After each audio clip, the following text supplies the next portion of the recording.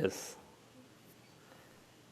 Suddenly those in Bangalore can visit as we open it up in October. Pyramid Valley International is a beautiful meditation center where we teach the same breath mindfulness meditation that we are practicing, and spiritual science. The essence of spiritual science can be summed up as three.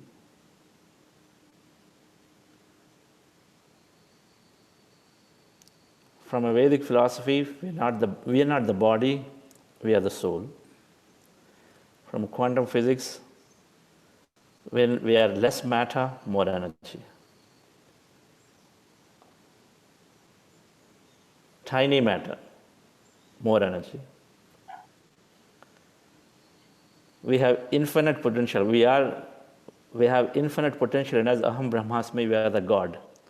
Vedic principle. Vedic principle is saying we are God. Aham Brahmasmi. Tattvamasi. Everybody is that. Aham Brahmasmi. Tattvamasi.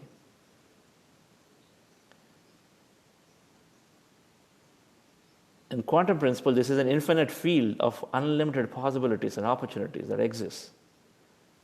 Aham Brahma. Brahma is representing that everything that exists. So everything is possible within this, through this Brahma, that Godhood, that divine self. So infinite possibilities and potential that exists everywhere, not this universe, multiverse, everything. Everything is energy. Here it says same, yad bhavam tad bhavati, thoughts create reality. Our thoughts create reality, yad bhavam. So is your bhava, is your intent. Whatever is your intent, tad bhavati, that happens. Quantum physics is saying observation collapses the possibility. Our observation collapses the possibility. So there is the infinite field, everything collapses possibility. So it's very perfectly explained. So the spiritual science is, we are more than the body, we have infinite potential, and then with our thoughts and feelings we create the reality. Three things. And the whole teaching of Pyramid Valley International, of Patriji, is centered purely around this, nothing more.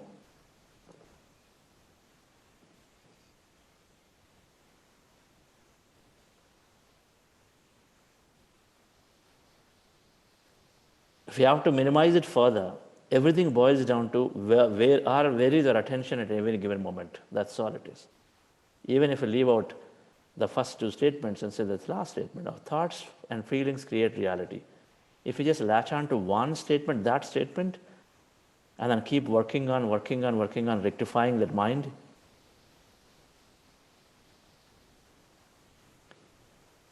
then automatically our future is going to be beautiful. That's all. There isn't, spiritual science essentially comes down to just that, rectifying the thought.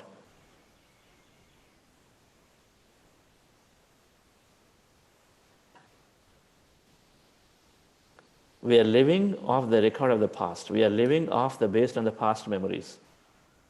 So all our thought is based on how we did in the past.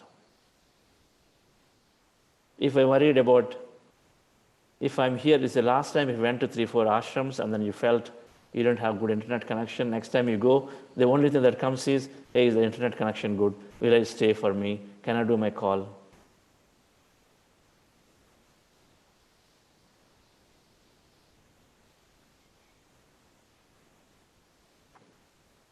So practice, so the rectifying the thought, or understanding these three principles, Pyramid Valley is teaching various kinds of subjects. And there isn't any levels. One of the core beliefs is that spiritual science, the paths are infinite. For every person, it could be different. There is no single prescribed path. And so As such, there isn't a formal structure that is defined because there is a whole emphasis on free will and then freedom and then how you navigate yourself. There is guidance here and there by the masters, by the books, but then we navigate ourselves because I might like, when I started, I liked Conversation with God, Richard Bach, and some books in this area. There are some people who only read Judy Satori. It's about life beyond this planet, and what happens there. Judy Satori or Jared, there. Dr. Sunny Satin, Pleiadian Agenda by Barbara Masonak. So there are some which are all somewhere else. They point to a life somewhere else. There are some who love only Osho. It's about Osho is about living this life to the fullest. So they read the books and then we expand our consciousness so much. Some are looking at only theosophy. It's all saying about life beyond death. What happens? So much research beautifully be done by these great masters, Anna Besant, and some of them who founded Leadbeater. That society in Chennai, Theosophical Society, I was there too. Patricia used to talk about it, I was there. It's a beautiful place. Such a big campus, greenery, and you feel like meditating anywhere in that campus. So there are various paths for everybody. So there's no prescribed, here is level 1, 2, 3, 4, 5, 6, like that. Instead, we practice group meditation. We come together, we learn meditation, we practice individually, in group, in nature, in full moon, in pyramids. We practice meditation as much, and then meditation is helping us go navigate ourselves to various paths.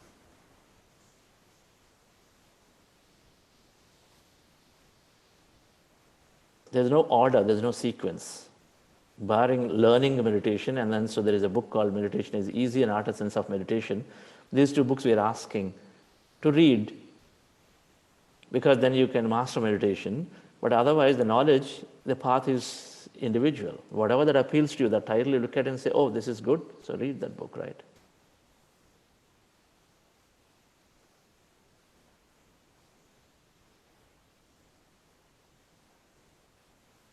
So we take time. So Pyramid Valley and then Patriji is not prescribing a specific course per se. But however, when we come here and then you spend time, you do intense practice, intense sadhana. And there are some programs. On the weekends there are programs, 2 hours, 3 hours, 4 hours. And you join them. Some days there are multi-day workshops, are there too. Of course, in the COVID time we're not doing it. But one thing is certain, our practice always is a whole set of group meditations, which is what we are doing. And then there's a whole set of learning. So the learning, I found personally, that we will take days off and attend a few multi-day workshops, 1-day workshop, whole day. While right now, say we are only for 2 hours we are together doing satsang. So we think about it, we practice it. But can we do it? What happens for a whole day? What happens if we do it for 3 days, 5 days?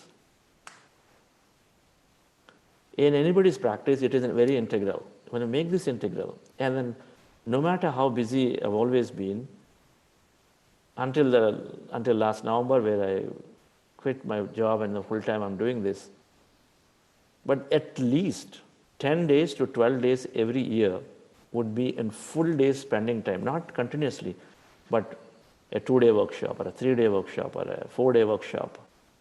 But I always would attend.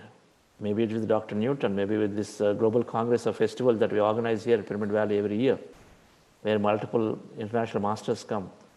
Some masters from India. Patriji himself is conducting some programs. We always attended and ensured that I can take those days off and then be there fully. No other business.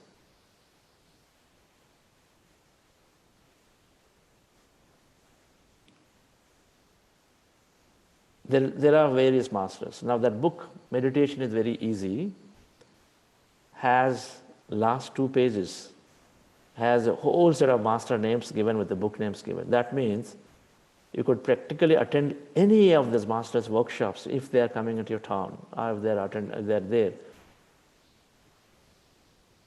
if they're there, anywhere they're doing online programs.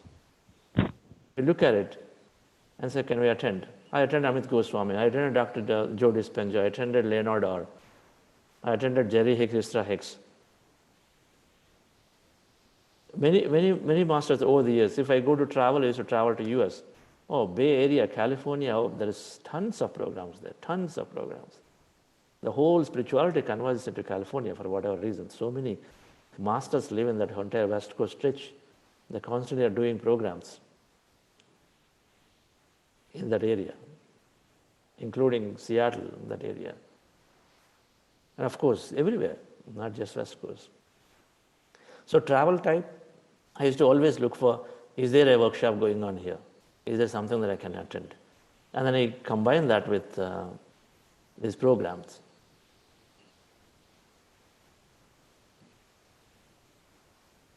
So we give time for practice, for practicing meditation learning. Meditation in long groups like this. But PSSM is doing Pyramid Spiritual Societies movement. Patriji is organizing several one-day programs on Sundays and the weekends. Various places. The one-day programs, they invite so many speakers, and again they're talking. All is digital right now. So they invite so many. So there is another opportunity to connect in.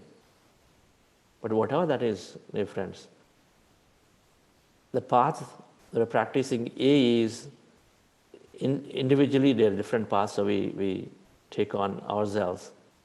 Because then that's the best. Then you are experimenting by yourself, not somebody is forcing and telling you do this, do this. Then you're experimenting, you're finding your own truth, your own way. You're not discovering the technique because Gautama Buddha discovered it, so we can just reuse it very well until the time we master it. And then we want to experiment and say what happens if I do this way in meditation, that way. That's an experimentation individually can do. But we master it, and then the knowledge is infinite. We learn from everybody. Now when we're taking books and reading, we may not resonate with every viewpoint. That is also there, we know that. So we take the best from everybody. We take the best. Some will say, okay, dancing meditation, take it off. Some will say lying down meditation, take it off. If you want to experiment, sure. But if you're clear about the meditation is breath mindfulness meditation, hold on to that because of the scientific aspect of how it is simplifying everything. And then the meditation part, then you can take it off. Some advocate non-vegetarianism, take it off. What you don't resonate, take it off, and then what you resonate, take it, because otherwise you can't find a perfect person anywhere. Everybody has something. So we take the best from everybody, we absorb that. And that is the philosophy of my teacher Patriji and how I've been going through too, is to read and take what resonates, but experiment, do not reject. Certain things we know clearly, but many things when you don't know, then we experiment, do not reject them. And then if you still don't like it, take it off. But we'll learn.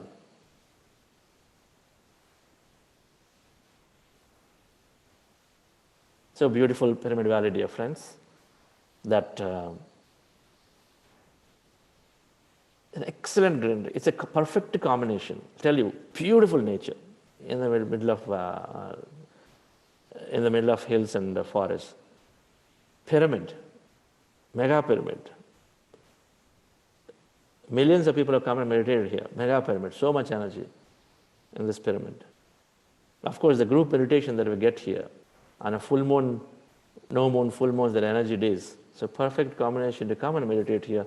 Every month there is a full moon function happens, and so some of those that one can plan into, and even otherwise to come and spend 10 days and 5 days and then just meditate, take guidance. So we got to take time. The point I wanted to bring was that we take time during a practice to go around to the nearby centers, nearby ashrams, and then we take time for a day, 2 days, 3 days, and keep that. Don't count days because I have only 10 holidays in a year, and then this goes here, this goes here. This is the time investing in yourself. And where the intent is there, and nature will support it. You'll still get your 10 days with the family if you want it, and you still get another 5 days. How you get it, that's not our business, and that the nature created for us. But if you have the intent, it's going to happen. So relax yourself, friends. We'll go into a breath mindfulness meditation once again. Practice it. And then today, Thursday, a business professionals day. So we have very senior masters joining. Our website, Buddha CEO Quantum Foundation, is a beautiful artwork, isn't it? I love the logo. And this website was created with these great masters who founded this Mad Buddhas organization, and founded by Pallavi, Master Pallavi. So she is there. And then another designer who supported, who created a lot of stuff, artistic, creative. So Akash, he is there. Both have been practicing a long time, and Pallavi is even author of Conversation with Mahavatar Babaji book, beautifully published, and then they're available on Amazon. So we'll listen to her experiences today after meditation. Relax yourself, sit comfortably. So for those of you new, we are practicing breath mindfulness meditation, Anapanasati. Our goal is to empty the mind. And to empty the mind, we observe our normal, natural breath. With your eyes closed, fingers into fingers, rest your hands comfortably in your lap. Cross your feet at ankle. 3 things we do. Cross your feet, fingers into fingers, rest your hands comfortably in your lap, and then eyes closed. And then be with your breath. Observe the breath. And then when you observe the breath, slowly mind becomes empty. If the mind gets distracted with thoughts, attention gets distracted with the thoughts, come back to observing the breath. So that's what we do the whole process. In the beginning, we do something called heart elevation, where I will just follow my guidance. We're going to keep our hands on the chest area and just follow my guidance. You can easily do it. So relax yourself, sit comfortably, eyes closed.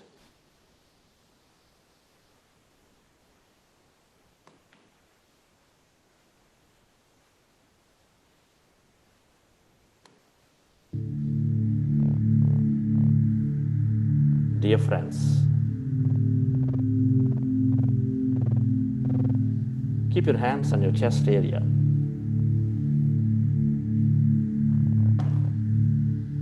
With your eyes closed.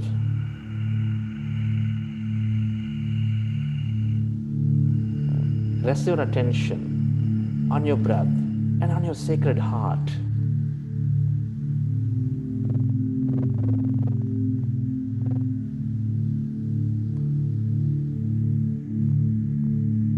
Take a slow, long, relaxing breath.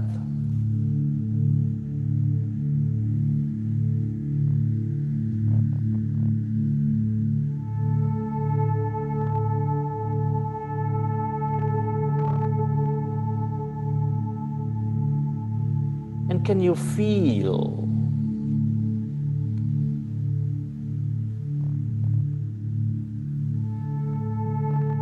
your beautiful heart?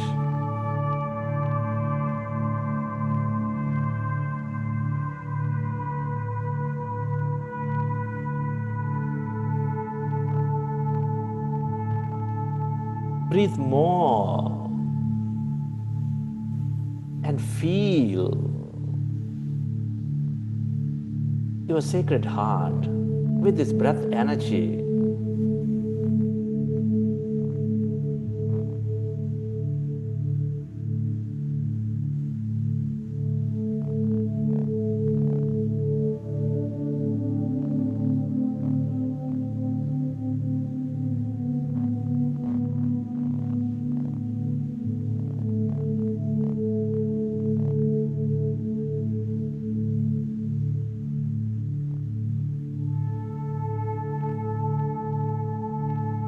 Can you feel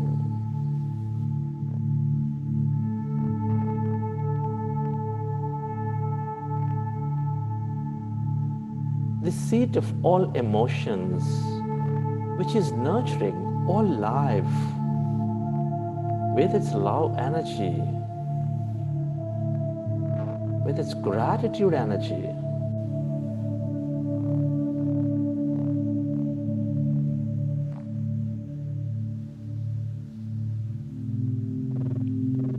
Can you feel the love, that gratitude inside your beautiful heart?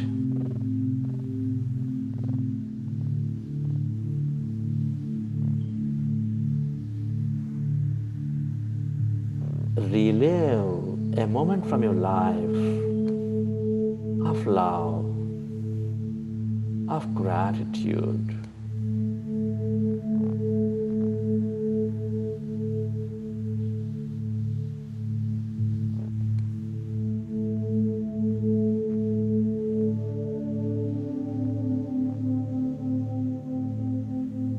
Feel more of the love energy and expand your heart center.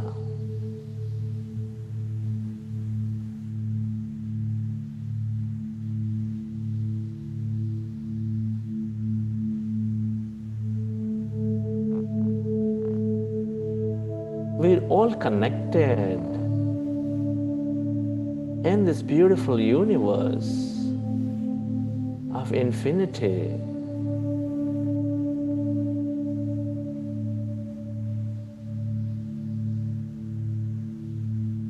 Our experiences are multiplied when we connect in with each other. Deep inside, we're all one, with no separation. Love is the way. Gratitude is the way to become one again.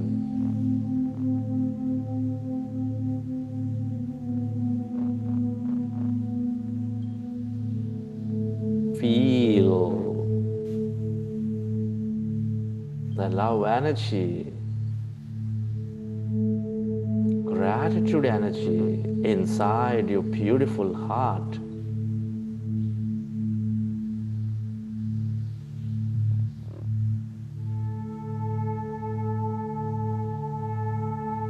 Can you become one with all things and everybody with the love energy?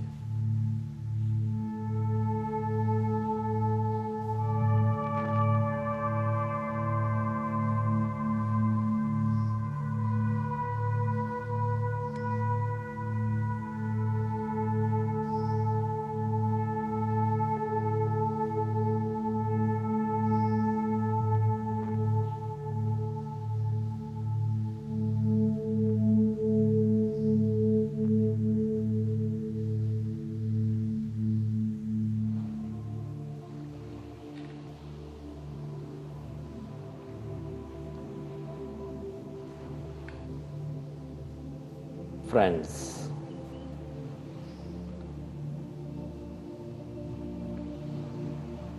let's go into breath mindfulness meditation.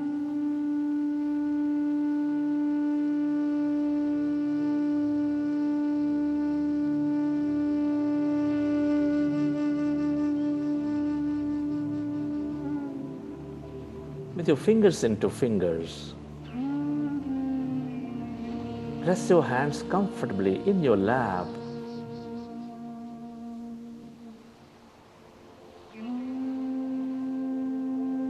Observe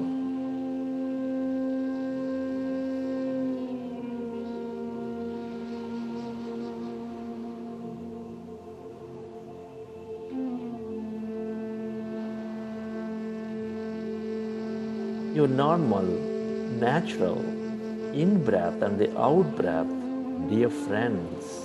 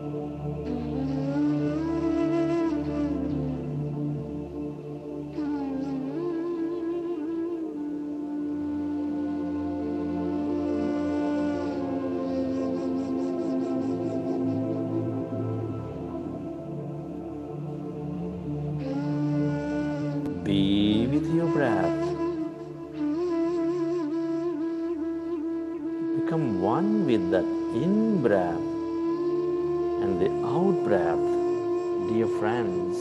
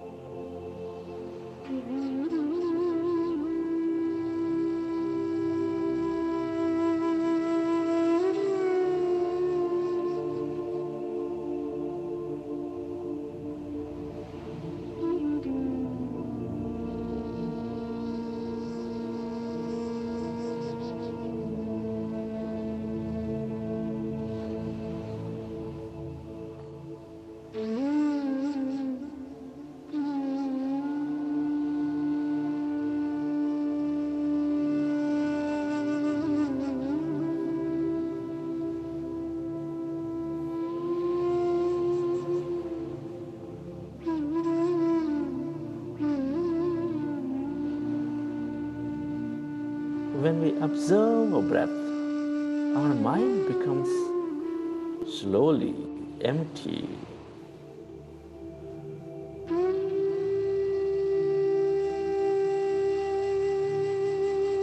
And when the mind is empty,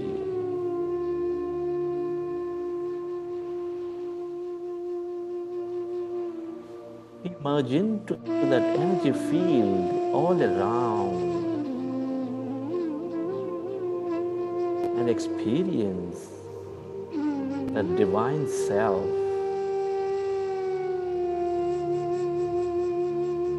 that greater consciousness.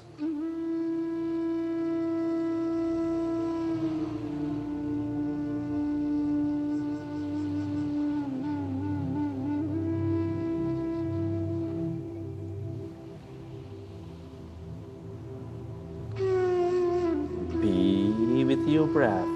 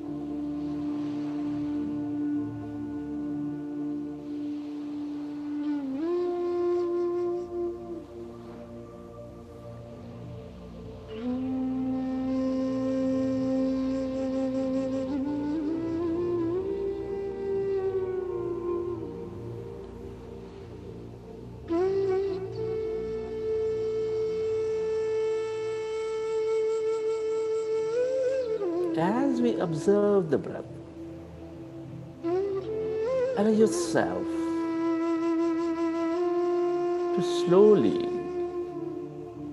and slowly become empty of all thoughts in your mind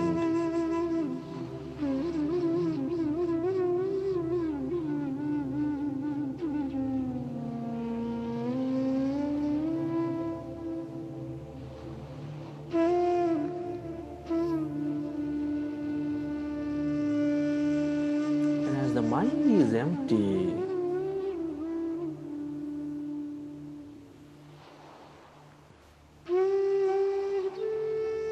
can you feel any sensations in your body?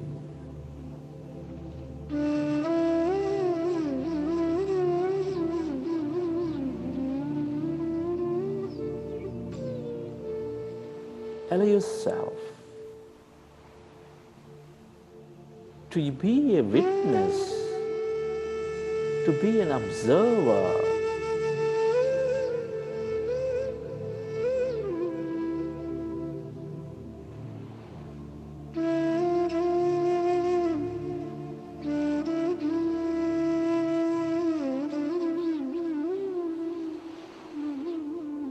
of all the experiences as you are with your breath.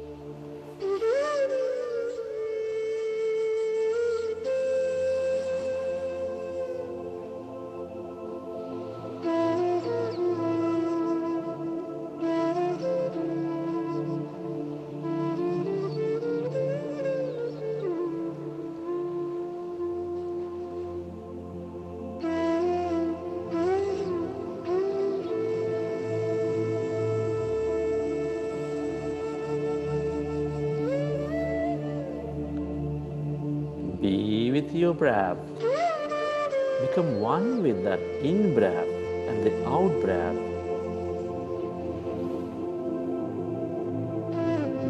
And allow yourself to become totally empty of all thoughts in your mind.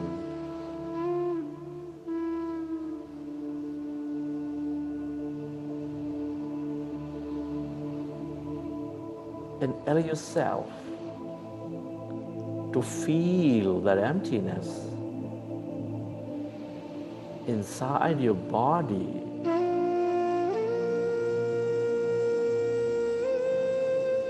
All around your body.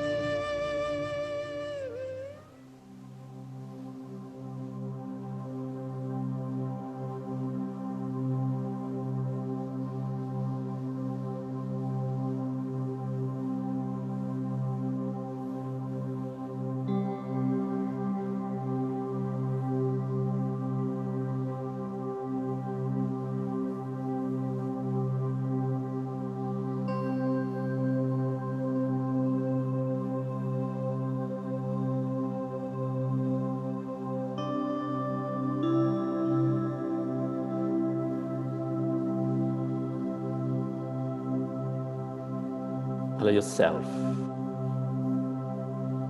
to become totally empty of all thoughts in your mind as you become one with your breath.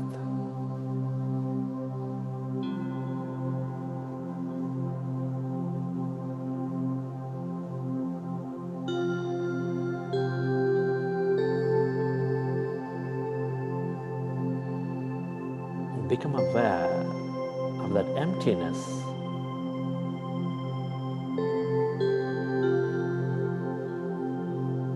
inside of you, all around you.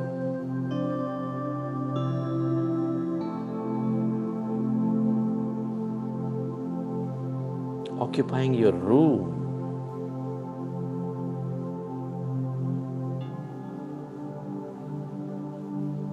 As you're becoming one with your breath.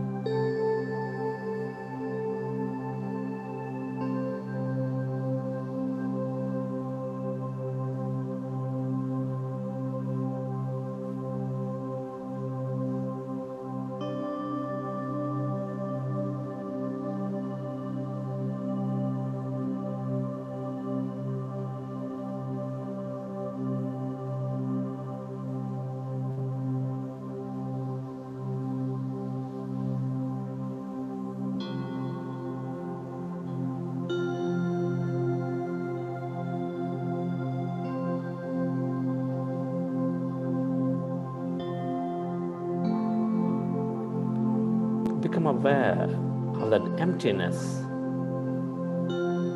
where there is no body, where there is no thing,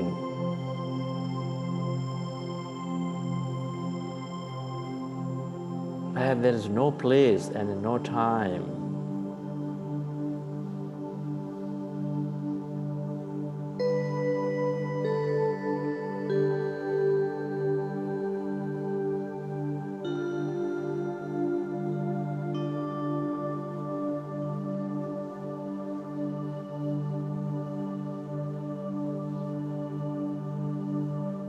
Allow yourself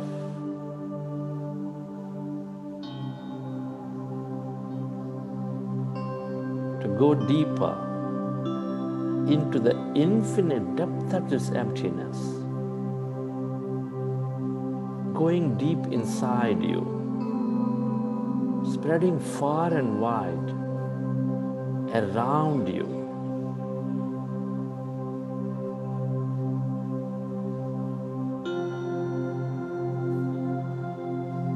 On your left side, on your right side, on your front side, everywhere.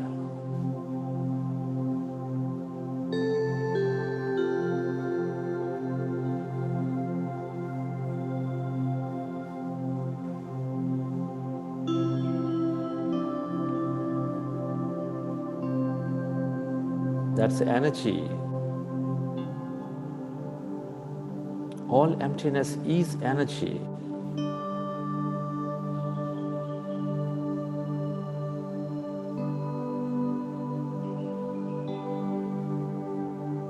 This is the quantum field with infinite opportunity and possibility.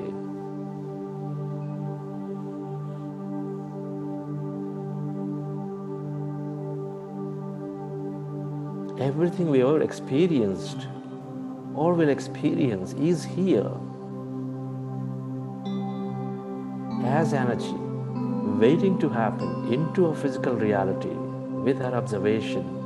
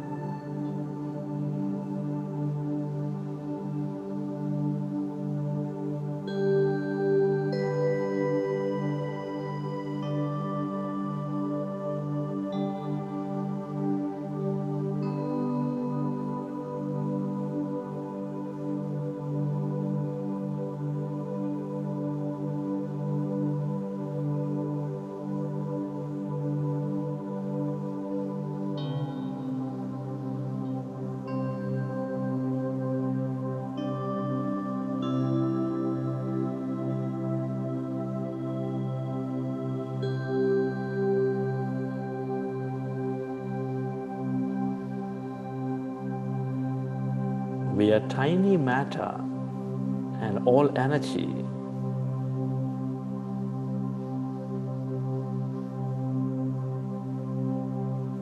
Allow yourself to go beyond your body, beyond this life, beyond this matter.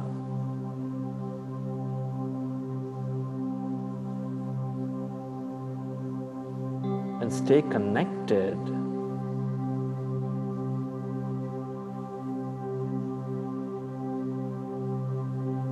with that energy as no body, as no thing.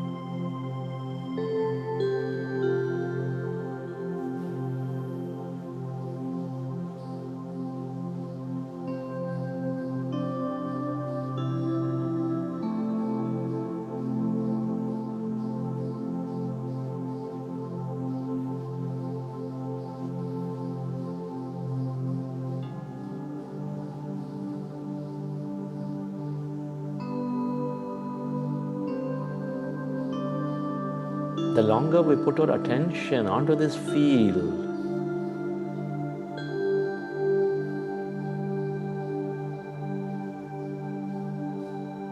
the more we become of it, and the more possibilities we receive into our life.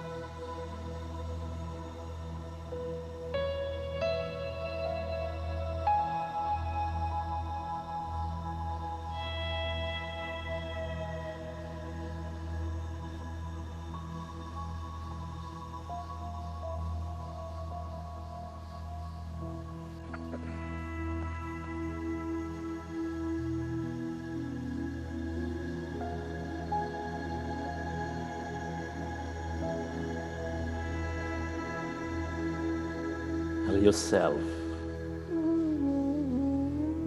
Merge into your breath and merge into that emptiness.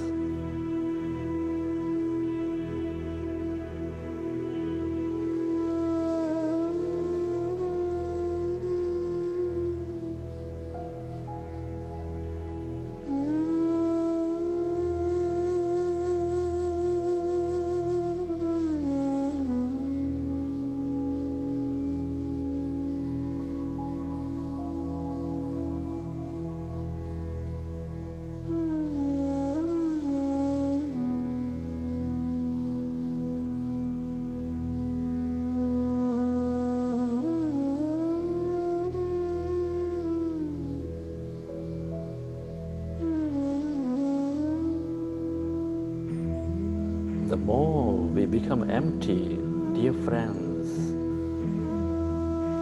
the more we become that energy where everything is connected,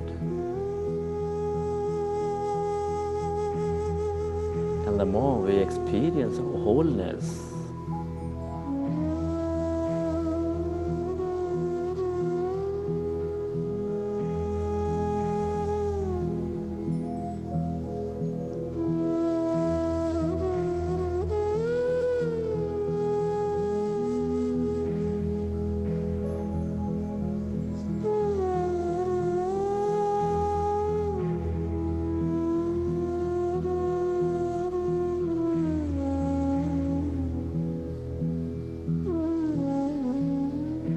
The more we are with the whole,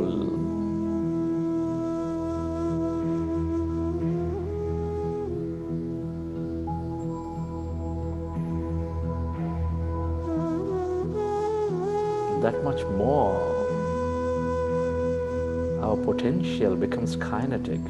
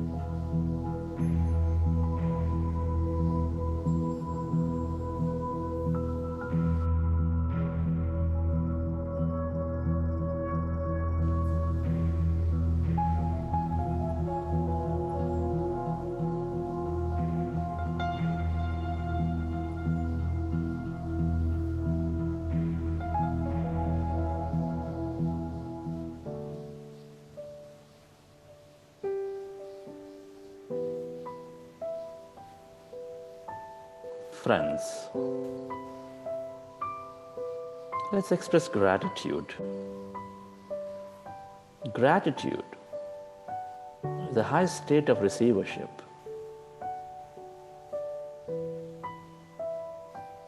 open your hearts and express your deep gratitude to your parents for giving us this beautiful connection to this universe. Be grateful to your teachers and mentors for expanding our wisdom. And be grateful to all the people in your life for being mirrors and helping us learn so many things, our family, our friends, our colleagues, relatives, everybody. Be grateful to this grand nature, the bird, the fish, and the animals, sun, moon, planets, our Mother Earth, for being an integral part of our life. Be thankful to all the things we use, the governments, companies, technology, and all the servicemen and women.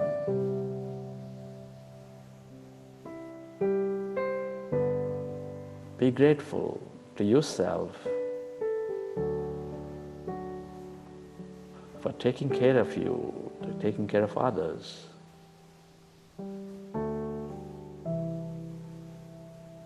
Be grateful to this intelligent universe for allowing us to experience so much more in this life.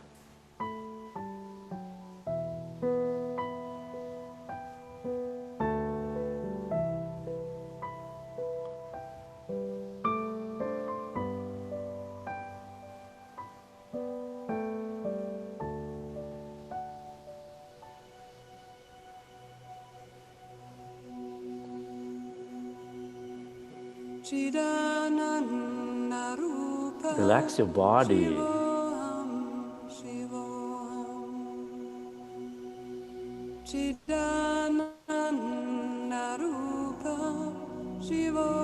Feel your body and relax yourself.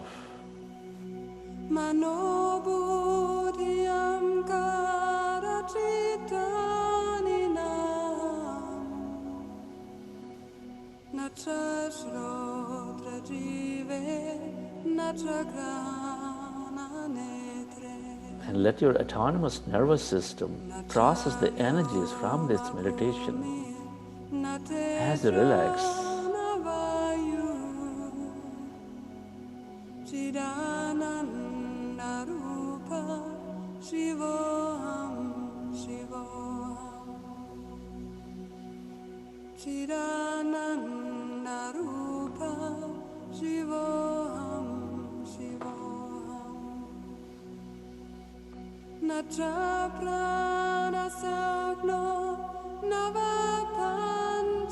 And recollect your experience from the session.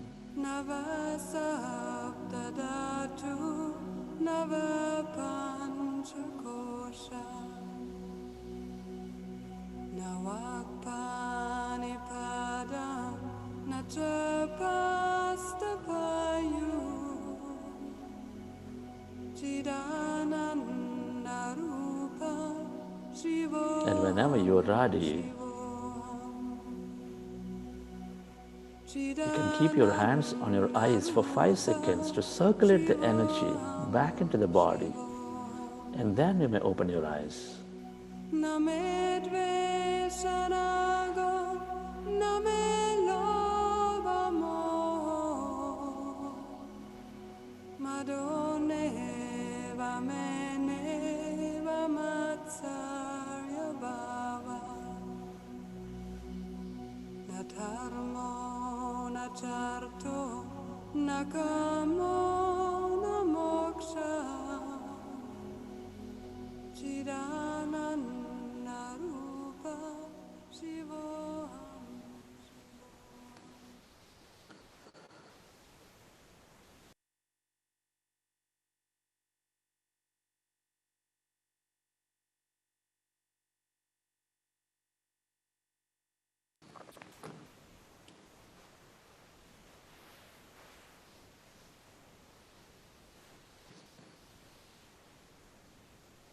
Okay,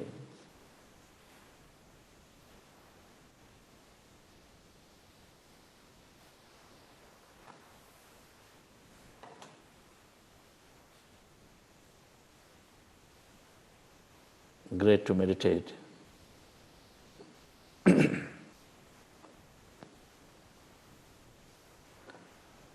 We recollect our experience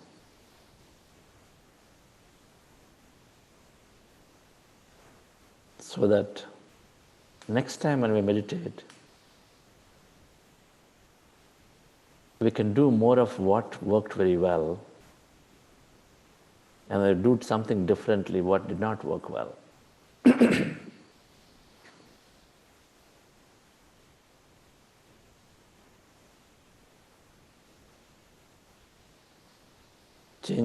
Change of posture. If you are too stiff with the body, maybe you want to relax yourself if that's what is causing.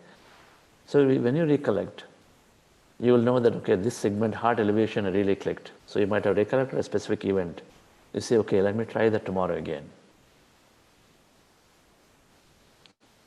Gratitude time. You felt really good because today you expressed gratitude to somebody, something specific, someone specific.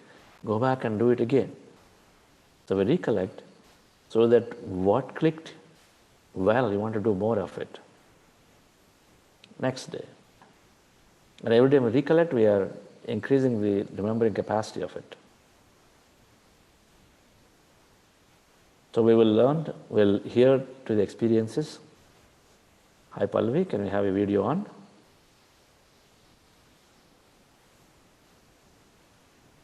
Yes, sir. Wonderful. So I request Sheetal to invite Pallavi, the first speaker for today.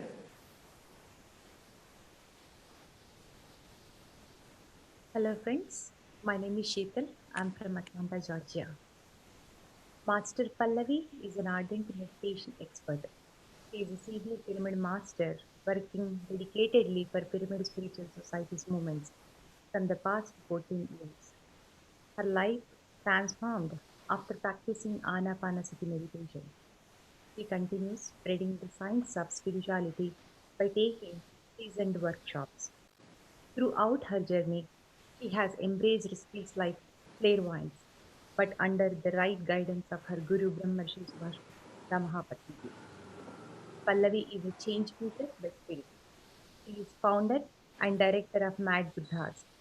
It serves as a platform and doorway for all artists, writers alike who wish to create products to spread the science of spirituality throughout the world. The company has released animation shorts on vegetarianism, the importance of meditation and mindfulness. Pallavi is an author of a book called Conversation with Mahavatar Babaji. It transformed many souls and helped them to start their spiritual journey. And I am one of them. Thank you so much, Pallavi. Welcome. Thank you. Thank you for introducing Sheetal. And my pranam to Kartikeyan ji, Chandra sir, Vani ma'am, and all the gods present here today. So today I'm here to share my experience with all of you.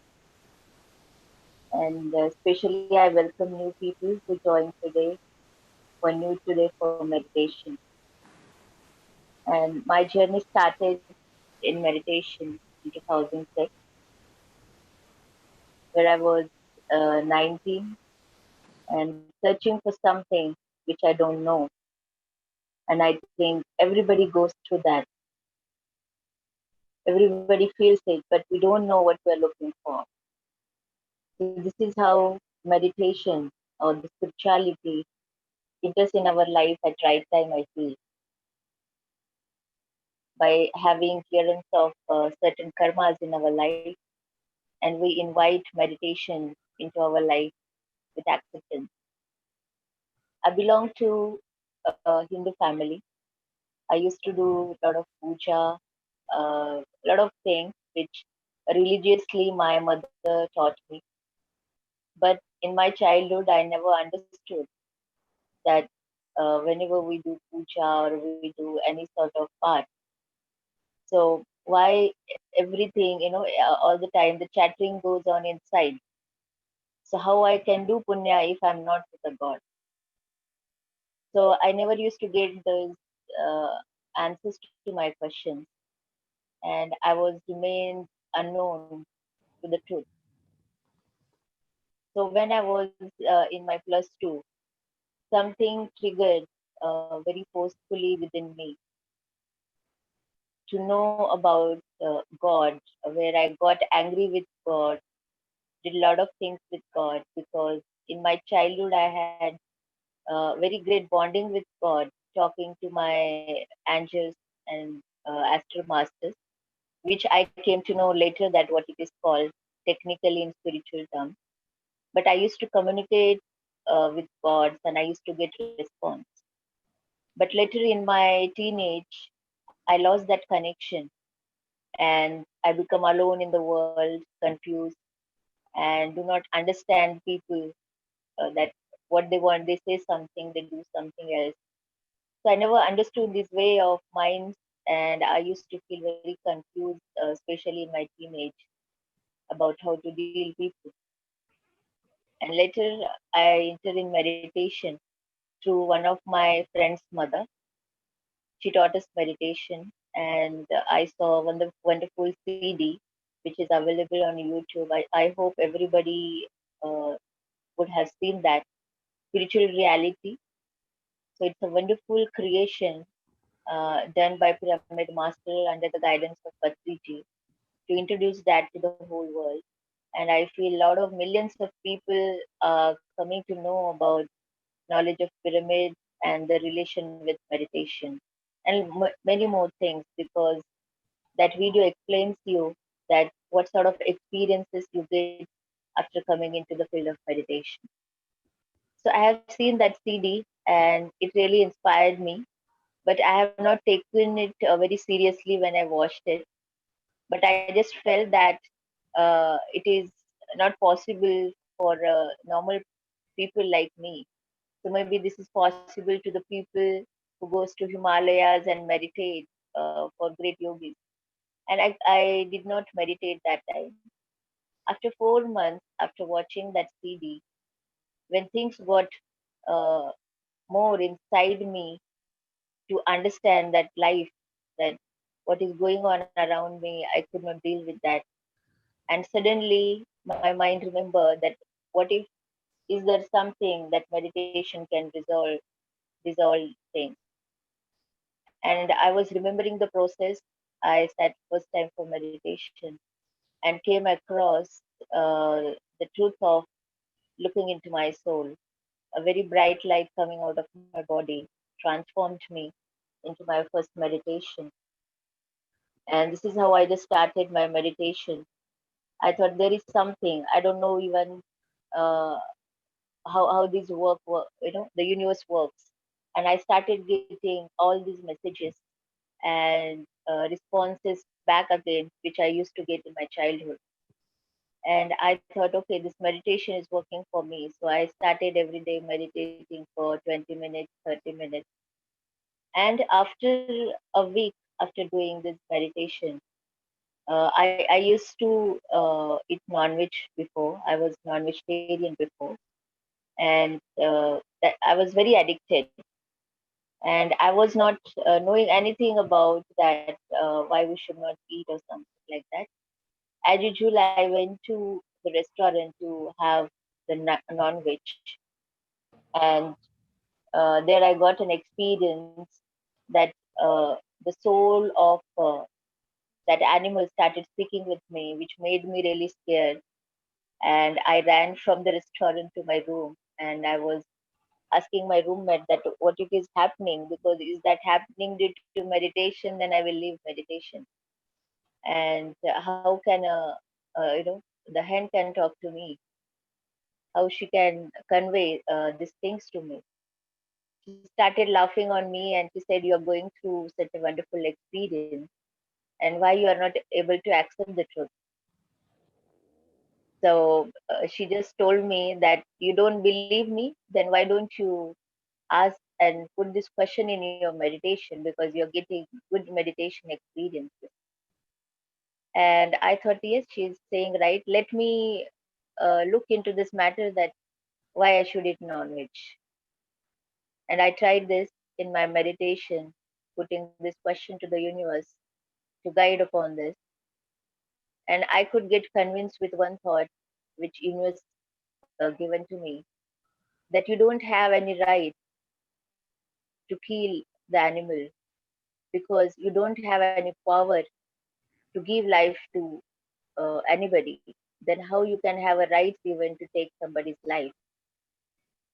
So that was the first message which really went deep down in my heart. And another thing was that if you could not even love and have compassion towards innocent animals, then how could you expect people to love you?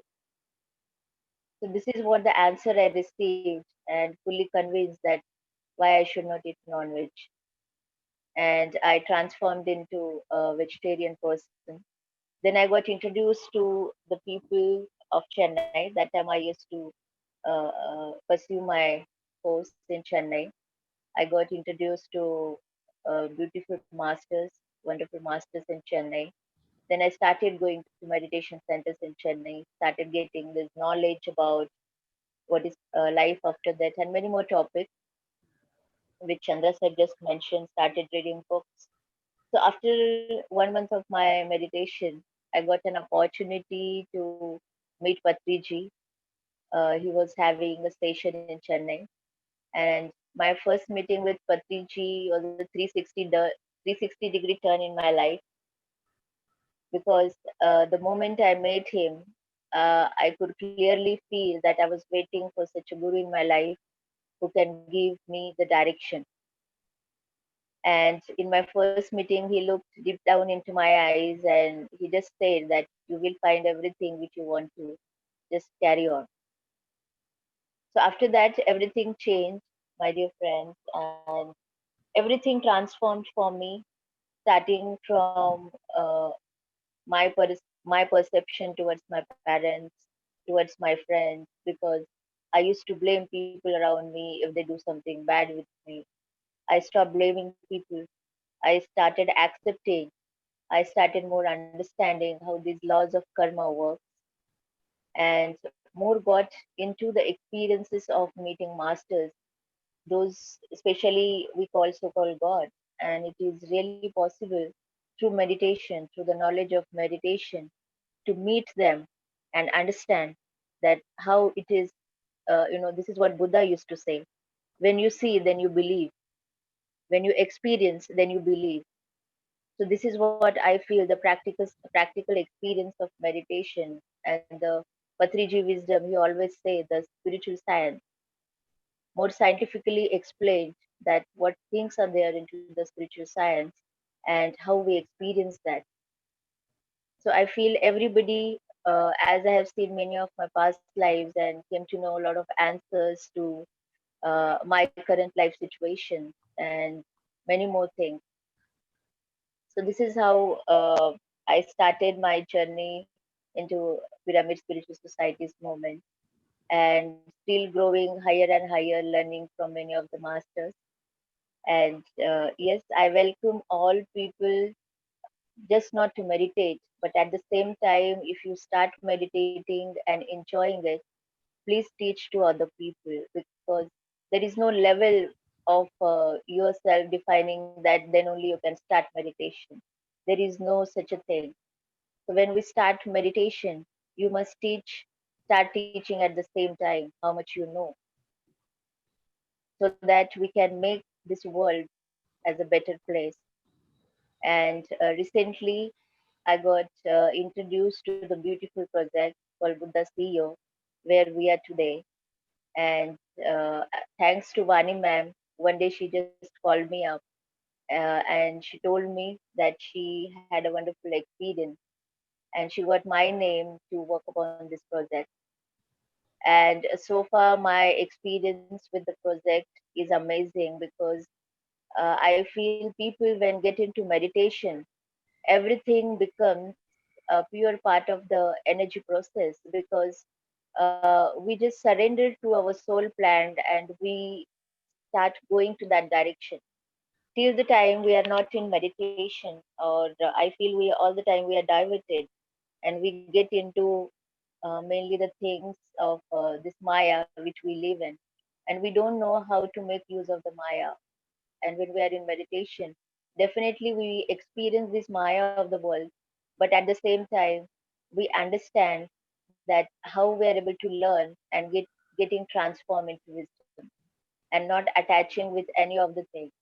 So this is how I feel Patriji is making thousands of masters, millions of people who are spreading, and out of them, Chandra sir is founded Buddha CEO Quantum Foundation, and I think it's again a big turn from Pyramid Spiritual Society's movement, welcoming lots of people who deal with business.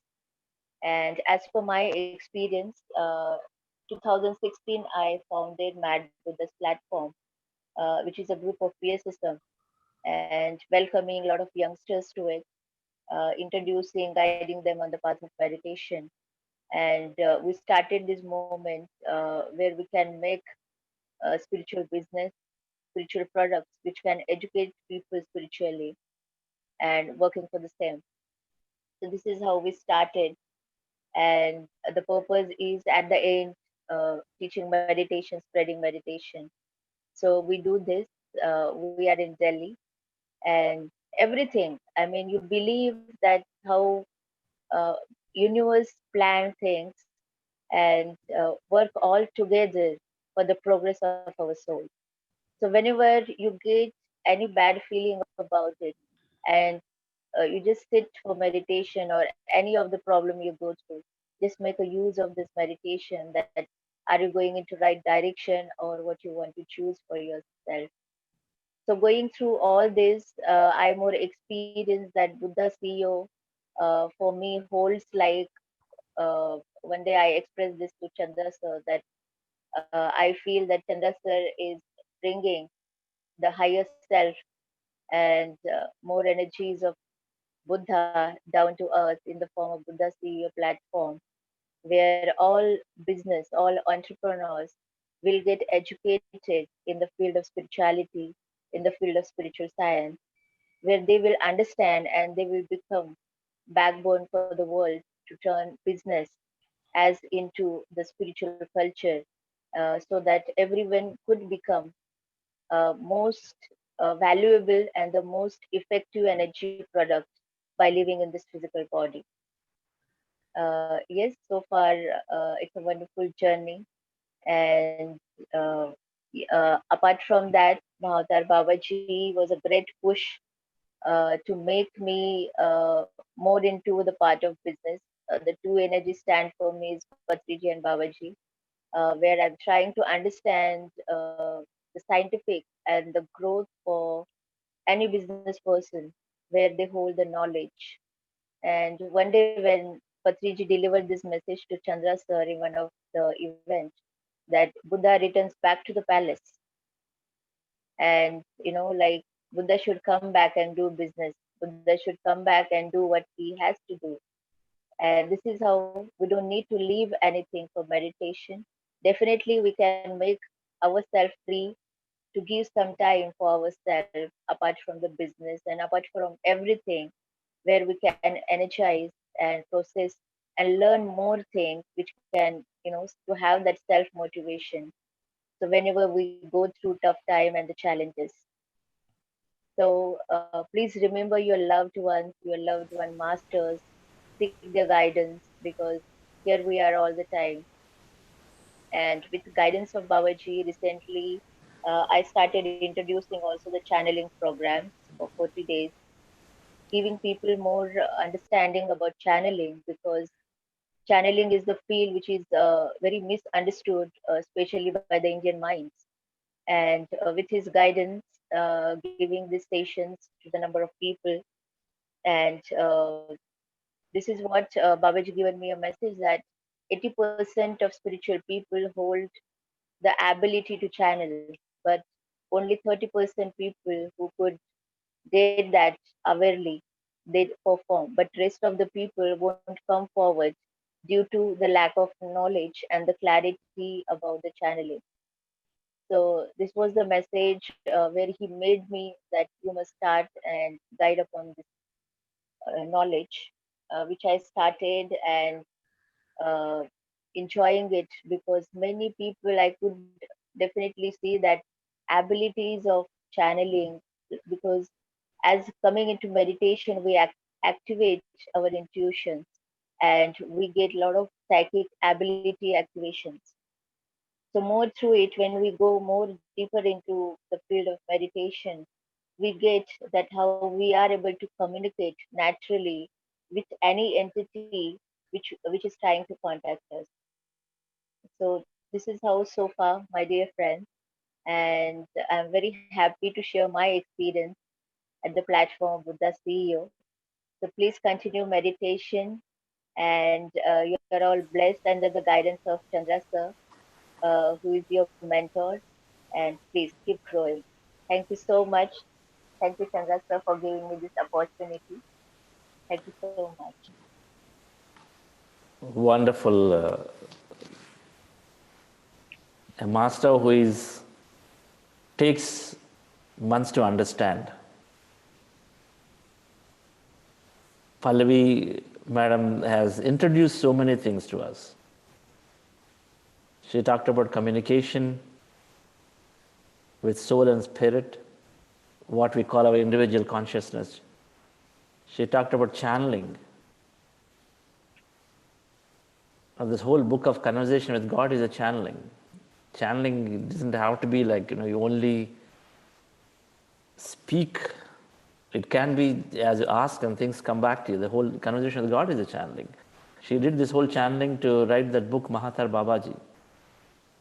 When we read about Mahathir Babaji, when I read about Mahathir Babaji, who is supposed to be immortal, living for more than 5,000 years, then you say, what is that one? We've got to go and experiment. We've got to go and research. There is so much research that is getting done on immortality. It is not new to Indian Vedic philosophy, but it is there. So Mahathir Babaji is representing that immortal energy. And then she channeled in a beautiful, beautiful book. It's called Conversations with Mahathir Babaji, right? Yes, yes. In English, yes, it is there. Must read to explore, right? And must read to explore. That analytical mind is, the scientific mind is there to say, how is this possible? Then the question is, why is it not possible?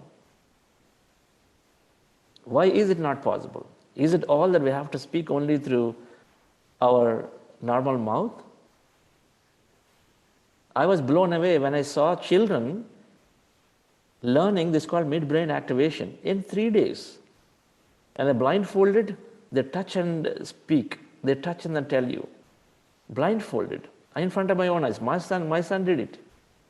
The faculties are there. There are many, many faculties are there beyond what we can understand. We just have to go into the depth of this spiritual science when we read books. And then she has written this beautiful book through the channeling. Like that, friend. So she has many, many experiences. A master who is always living with intuition. Thank you for a beautiful message and vegetarianism, Pallavi, what you have personally received. Thank you. And we have a few minutes, and of course, we want to listen to Akash. And when they put up this website, this kid, is Akash there, Pallavi? Yes, yes. Yes. Okay. So Akash is there. So let me put this up, the kind of beautiful work that he and Pallavi have done. So this is what you see as a logo. So they've designed the logo. They've designed the website. The potential, I'm sure, is infinitely more powerful. But this logo that came in, I don't know whether it evokes some response to some of you. But I will love this logo. It represents. We gave Akash and said, hey, I need these 3 elements to be infused into it. I said, we need science, we need business, and we need spirituality. And then I want something that elevates ourselves, so there's something futuristic, something visionary. And then he came up with this just in the first iteration. He came with more 2-dimensional, then made it 3-dimensional, and then came this. And Akash is so spiritually connected. And then very science here, the green is science, the blue is business, which we all know that we use these colors. And then purple is spirituality. Going in and then kind of merging into this 5th dimensional consciousness. That's what it represents up there. So we have several meanings of this logo, but we love it. And thank you for being part of and then joining Buddha Seva Quantum Foundation to teach scientific spiritual wisdom meditation wisdom to transform and inspire others. Akash, Sheetal. We're going to close this in about 7:35, so do hold on. Yes, Sheetal. Akash Suri is a multidisciplinary visual artist from Delhi, India. His creative practices stems from the inner relationship between art, design, and strategy. Earlier, Akash has served as a designer strategist for Royal Enfield, Indie TV Good Times, and for new startups. His work examines subjects of nature combined with a philosophy that everything is full and empty at the same time. He has been practicing meditation for the past 4 years, which has helped him to introduce new insight around his nature of work. He is part of Mad Buddha, and under the guidance of Master Pallavi, he and his team have been developing products to introduce the science of meditation to one and all. Welcome, Akash.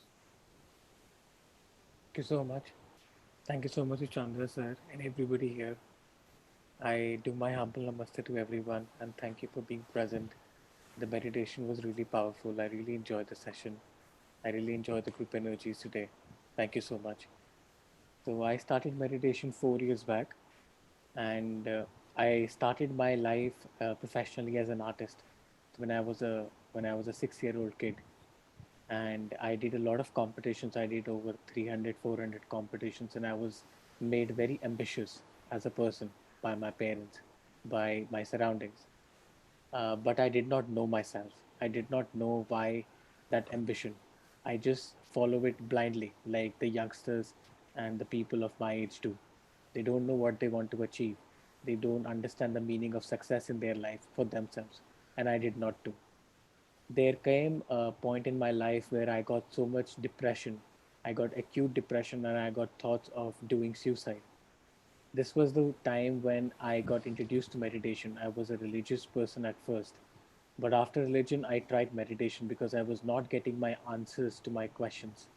Since everything is science and I understood that everything could be understood in terms of energy and science, religion could not answer my questions. So I turned my head towards spirituality, towards meditation. My first session, I sat for around 1 hour. In that 40 minutes to 1 hour, I got a lot of answers. I got a lot of experiences. I got astral travel and third eye. I did not doubt that experience for a second. I believed in all of them. And since then, I've been following meditation. I healed my depression. I understood my purpose, and I've been working toward my purpose. Everything in my life is revolving around meditation. Everything in my life is revolving around spirituality. I'm a person with a purpose now. I'm a person with foundation now, and my foundation stems from my meditation, which I practice regularly. So I request everyone, it has been said over and over, but it's my responsibility and dharma to say it again. Please practice meditation. Thank you so much. Hey, Akash. You made it pretty quick, Yes, sir. but it's very powerful.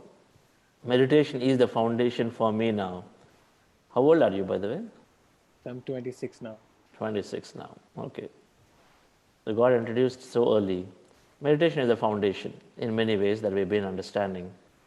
Certainly, Akash is very intuitive, so some of you could connect in with him.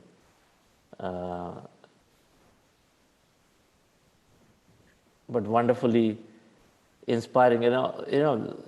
So many people are definitely at that age. Youngsters are all, we understand, they are more evolved. Just as every time we come back, we evolve and evolve. So young generation is more evolved. But then it takes, so that's why they're able to take on this very, very quickly. And a lot of depression, a lot of this and that is happening only because of the environment. And I'm glad, Akash, you are into this. And you're just doing amazing. Our website design is completely by him. And great designer. I love it. And then when it comes from spiritual energies, and then we're so glad. Thank you, Mad with the team. Thank you, Pallavi, for taking and doing this to your best of your abilities. And we've got a beautiful site, and I've got good comments from several people on this. And I'm going to build upon this from there. Thank you. So, friends, we heard in, I want to up Theosophical Society. In spiritual science, if we say there's 80 to 90% is living this life, and then the remaining 10 to 20% understanding life beyond life. We'll have to explore.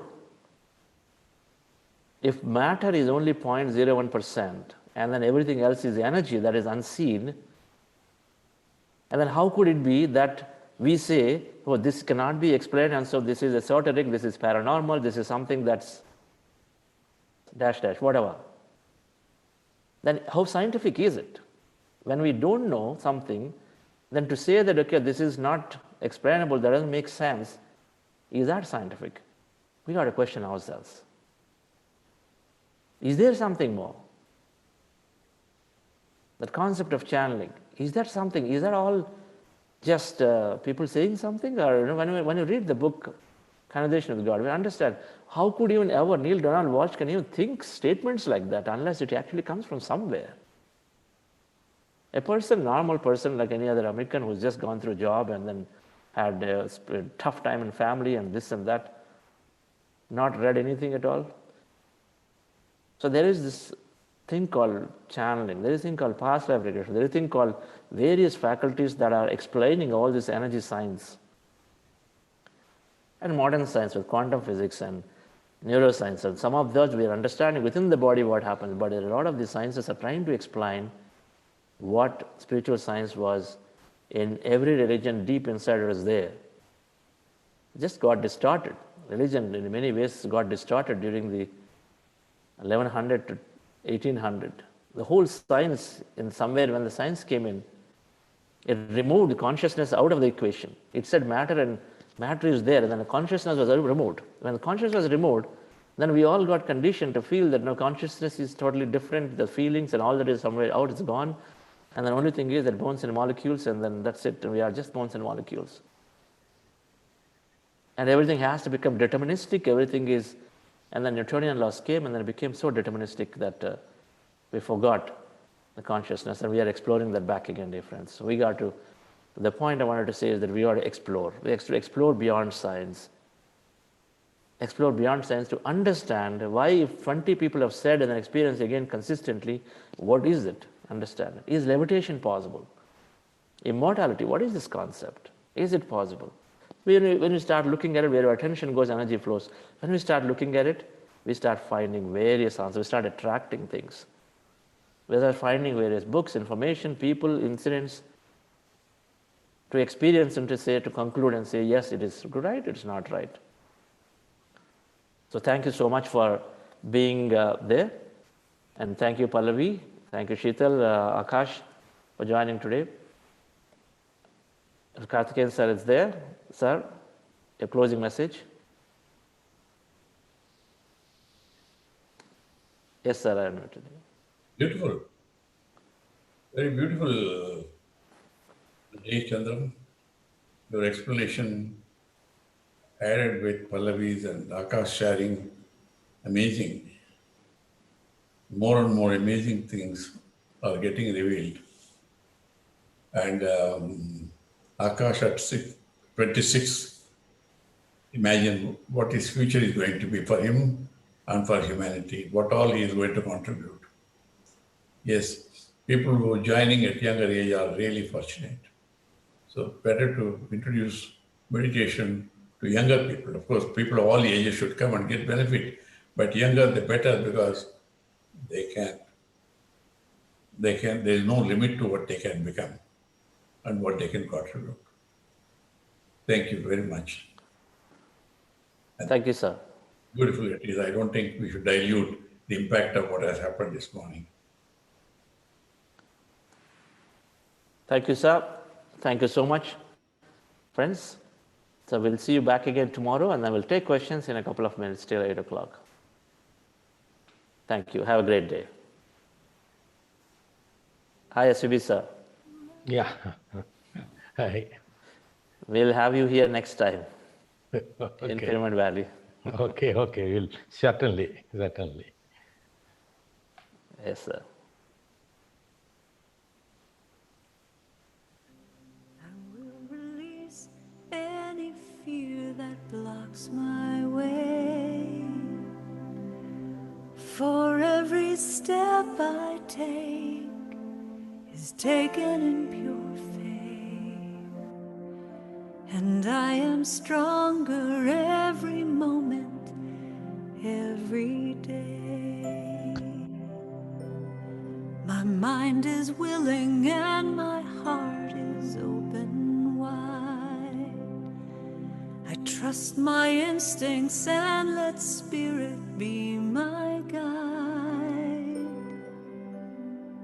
I vow to live a life that's real and pure and free, as I continue walking in this mystery. I will surrender to my greatest, highest good. I will release any fear that blocks my way. For every step I take is taken in pure faith, and I am grateful every moment, every day. There may be walls, there may be roadblocks in my way, but I can choose to take a higher path each day. And now I know that what I thought was safe and sound was only habit and regret that held me down. I will surrender to my greatest, highest good. I will release any fear that blocks my way. For every step I take is taken in pure faith, and I am kinder every moment, every day, and I'm more loving every moment, every day. I will surrender every moment, every day.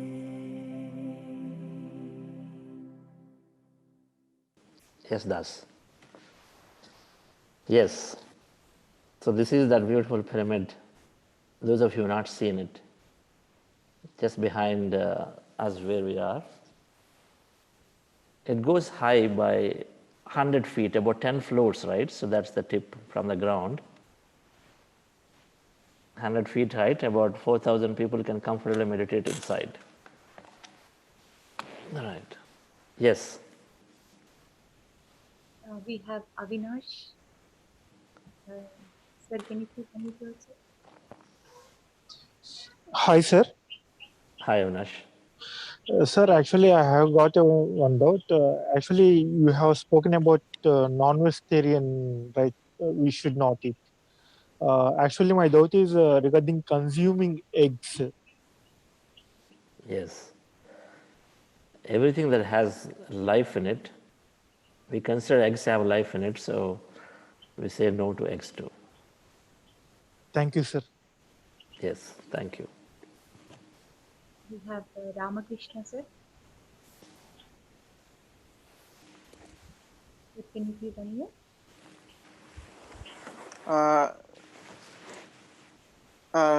Good morning, Chandra sir. Thank you very much for your session. I have one question. Today, while during the meditation, like my eyebrows are like it's like I think the eyes are it's like rotating something kind of thing. But I didn't open the eyes, but I can say that. but eyes are like it's a very rapidly moving kind of thing. Like anything is different is happening, or is it normal kind of thing? It's normal. Okay. The sleep itself is called rapid eye movement, REM. When we Okay. have a deep sleep, it's called rapid eye movement. So it does happen because in the deep sleep, in that sleep where there's no dreams, we are, the body functions differently. The parameters also, like Okay. the heart rate and some of those may be totally different. No one, science hasn't explained really fully, but all they observed is that. So this happens in meditation. We go into this deeper states of relaxation, and so this is happening too. Why would it happen? We don't know, but all we do know is that it is a good healing state. Okay. It's a good healing Okay. state, and we let it go. Okay. You let Sure. it go. So here you're consciously aware. In a deep sleep, you're not consciously aware, isn't it? Yeah. But here you are aware, you're observing it. And that's the beauty of meditation, is that we observe and we experience with awareness. And when with awareness you experience, and then it's, for example, when you go past it, again, something may be revealed to you. Like Pallavi was speaking with, she said speaking with the spirit of something, right? Or she's conversing with Babaji energy. So like that, so we'll start remembering, we'll start conversing, we'll start seeing, we'll start experiencing many things consciously of what? Of that infinity. Things that are there much beyond this thing. So so meditation makes us consciously be aware of the experience, whereas in sleep, where we're not conscious at all, unconsciously we're doing it, right? Okay. Yeah. Okay, sir. Yeah. Thank you.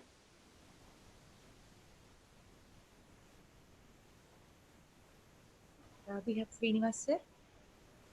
Hi, Namaskar Chandra Sarji. Yes. When I come to this non-vegetarian vegetarianism, I get a question from the other friends who eat non-vegetarian, because we say that non-vegetarians as a soul and vegetarian as the soul. So we are killing animals, we are eating a vegetable which are also having soul.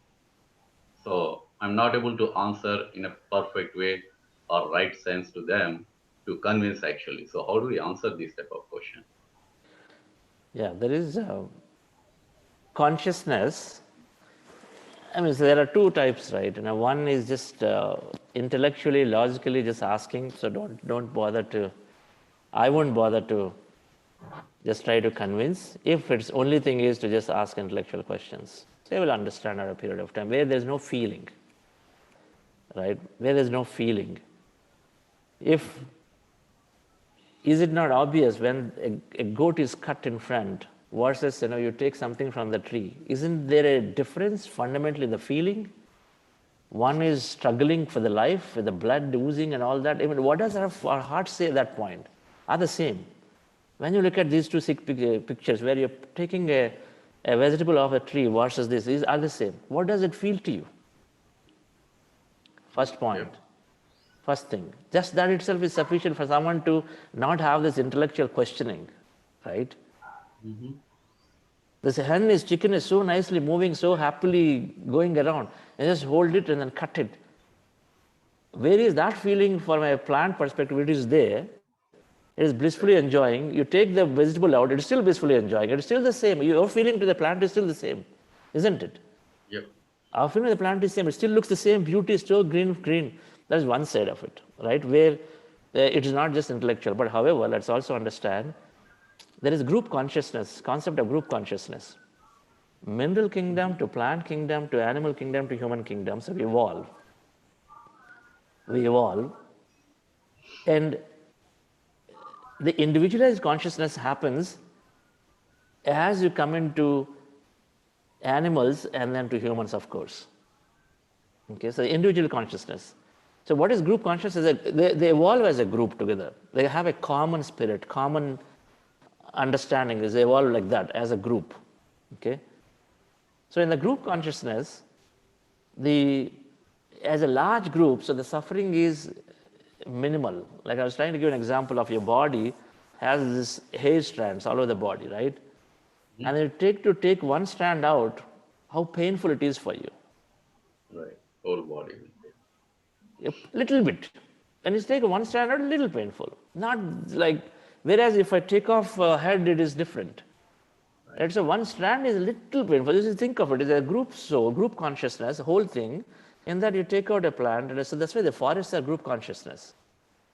Okay, the forest is a group consciousness. So the suffering level is significantly lower in a larger consciousness entity. You're taking something out. That's one side of it. Okay, so the lesser compared to an individualized consciousness where you have your own experience to go through, and then so much that has been planned.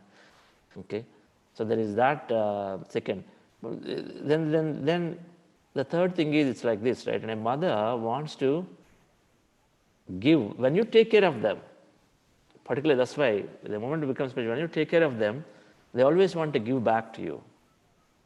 Right? So the nature is God. The fruits and vegetables are there to give back because they're otherwise going to fall off and they're rotten anyway. So then you're taking them, and their way of giving back to the thing, just like our way of giving back some energy, some creation to the nature, so their way of giving back. Right? Ultimately, we're also putting our energy into creating something. A mother is sacrificing to give to kids because she loves it. So there is that concept too, to understand that nature's way of giving to us, there's nuts and fruits and all of that is there for us to eat and then be there. Because even after taking it out, it's still the same. It still looks the same, but not the same with the animal once it's taken off its life. You peel the skin off, it's not the same. It's gruesome. Right. Is it the same? We can't even see it. Our own eyes can't even see it unless you really, really become so emotionally zero, and then only then we can actually live in that environment, right? Right. Right. Okay. Thank you, Chandra. Sir, we have Venkatramana, sir. Yes. Are you able to hear me? Yes, Venkatramanji. Yeah. I am on to 11th day of meditation through the CEO Foundation. And I earlier done meditation also, but on and off for so many years. But I've never sat through like this for continuously.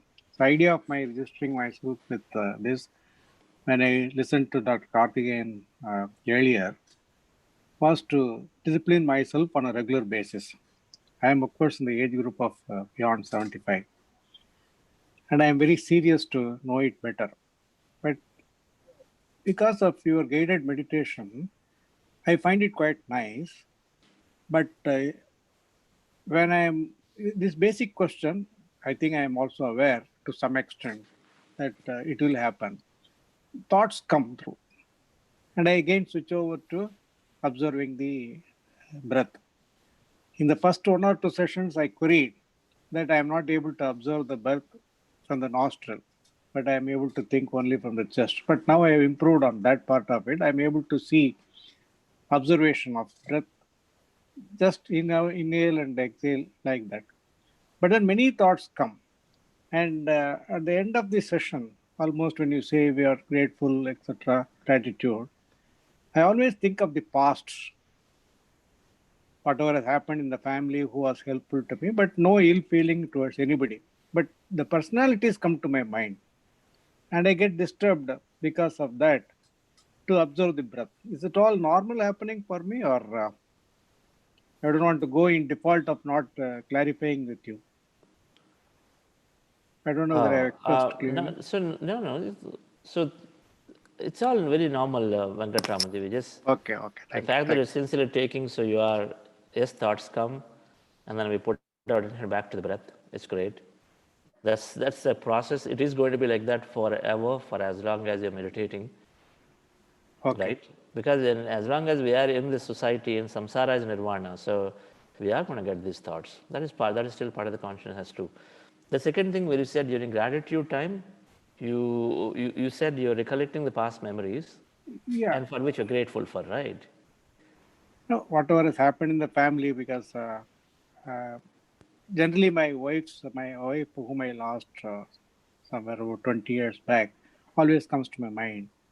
And like that, and some people who helped me when I was a little bit sick about 10 years back, and so many people prayed for me, those personalities come to my mind. Yes, that's fine. That's Okay. fine. Gratitude is a process where we not only extending our thanks to people who helped us, what we perceive as help, but then we extend our thanks to every situation, tough situation or good situation, because everything is teaching us, right? Everything is Even teaching. in corporate life, where I have come up reasonably well earlier, just prior to retirement about 5 years back, and after that also I have been doing some coaching. And I always think of people who helped me to rise up in that. And of course, I also had an opportunity to help so many people in my journey. But then the personalities who specifically helped me on various occasions come to my mind. Yes, yes, absolutely. Okay. That's the way. Extend it. If the way I understood again and again is that at the end of the day, if that infinite consciousness is there, we have to become one with it. Okay.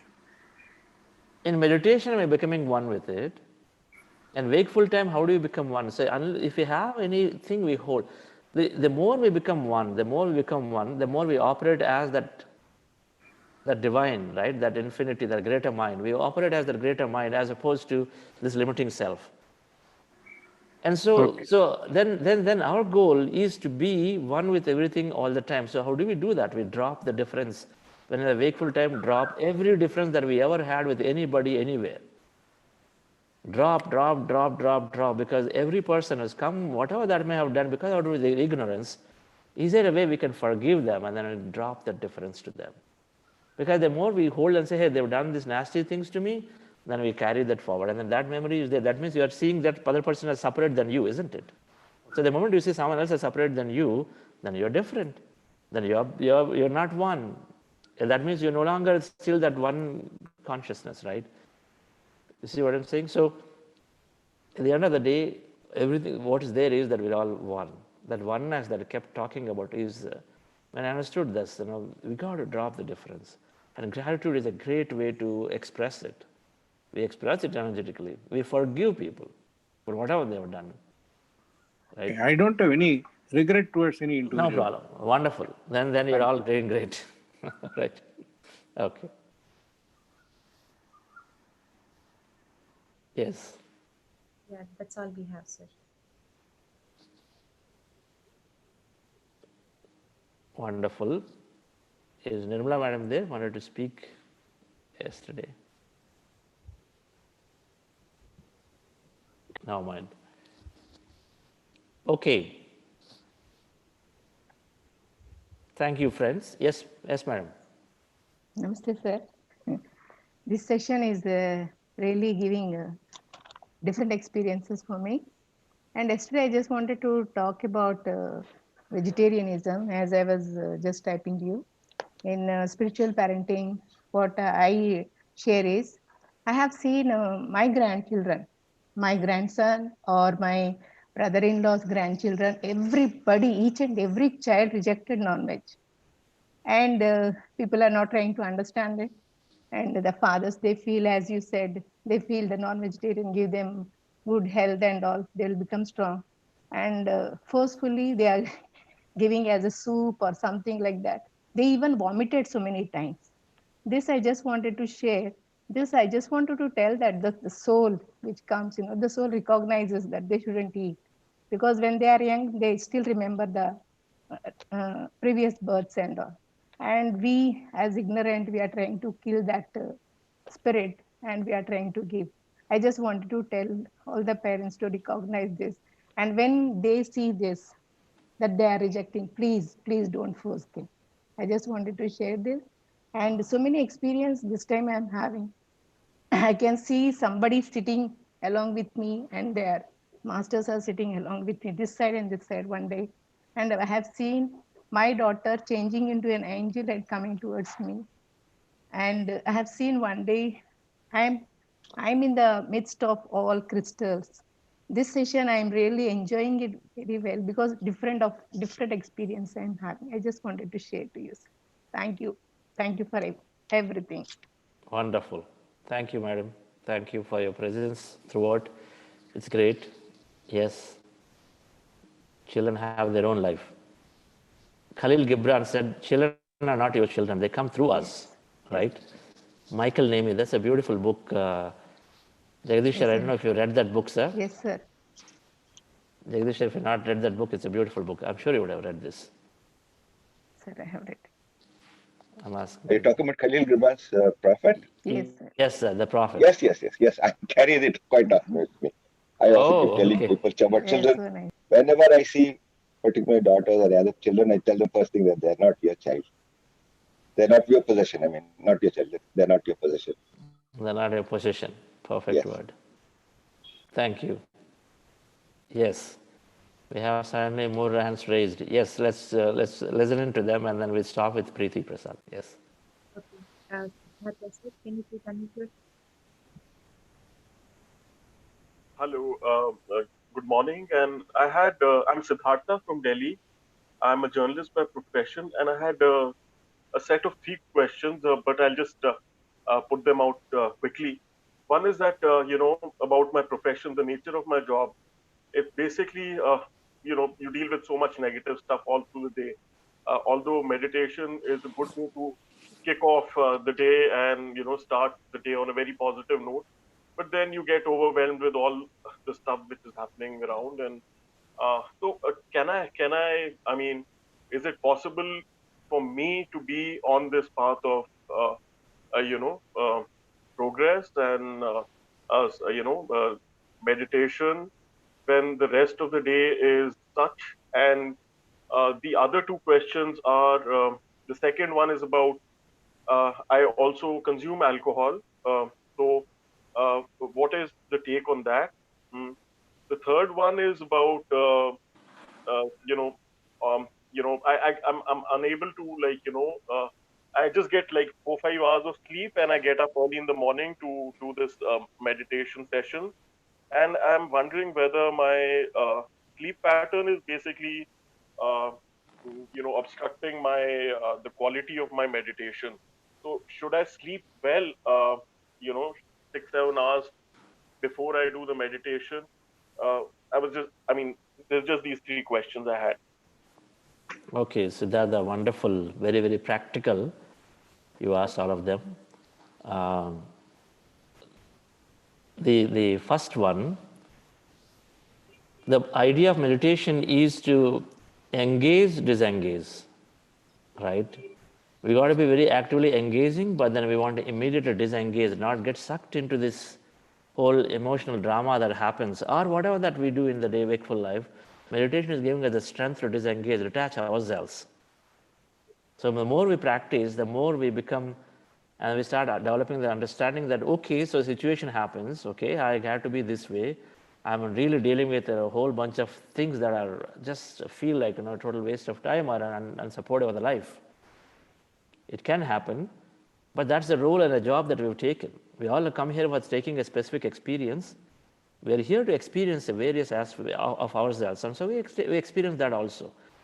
But then we are able to see that, okay, that's not my life. My life is, I can still be happy independent of what it is, and that's what meditation is teaching us.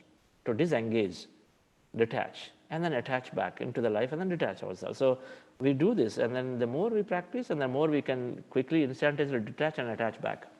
So absolutely possible. That's why the Buddhist foundation is to have the Buddha return back to the palace, and then live that beautiful life. Nirvana is in samsara. That's the mantra, that is the motto that we want to do, and then not renounce life, but instead be in the life and then still have that bliss and happiness. And it's possible.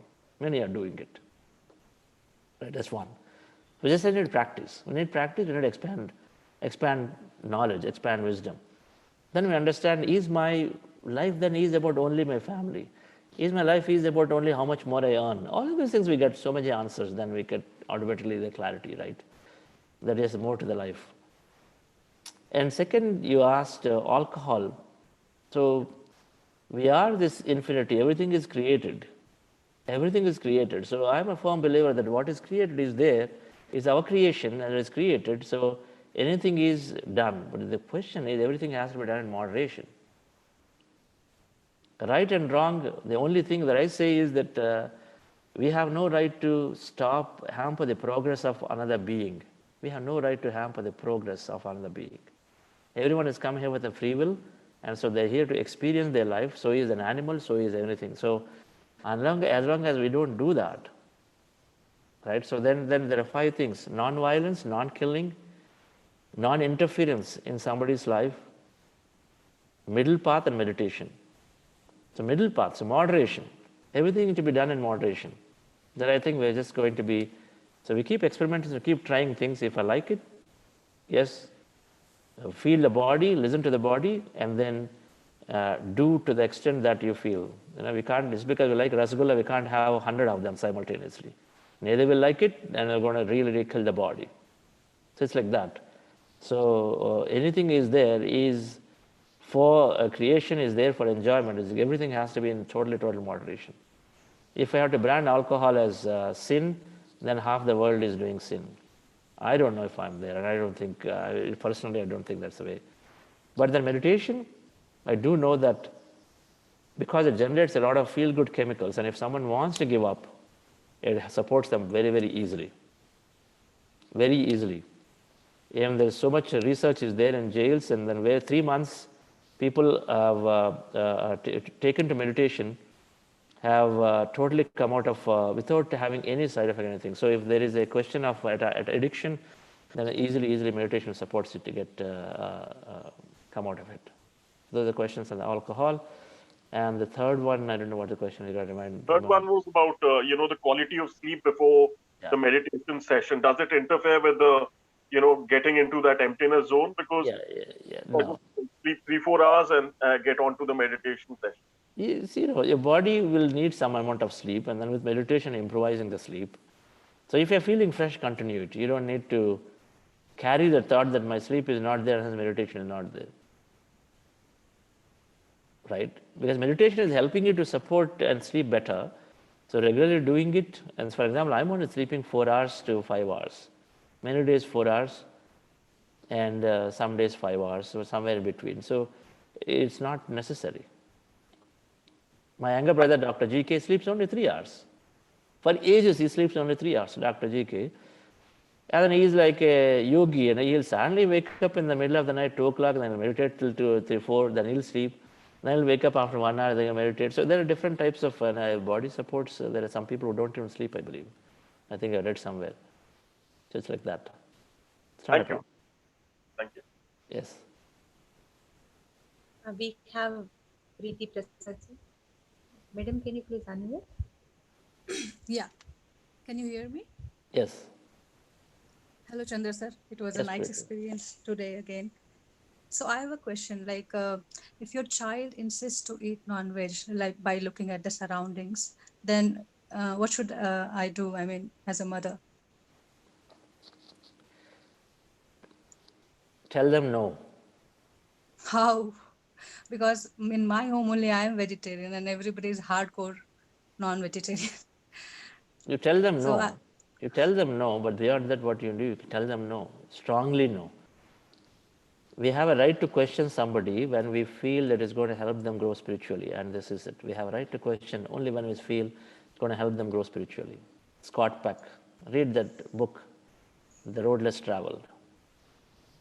So you tell them, The Road Less Traveled, when Harvard professor.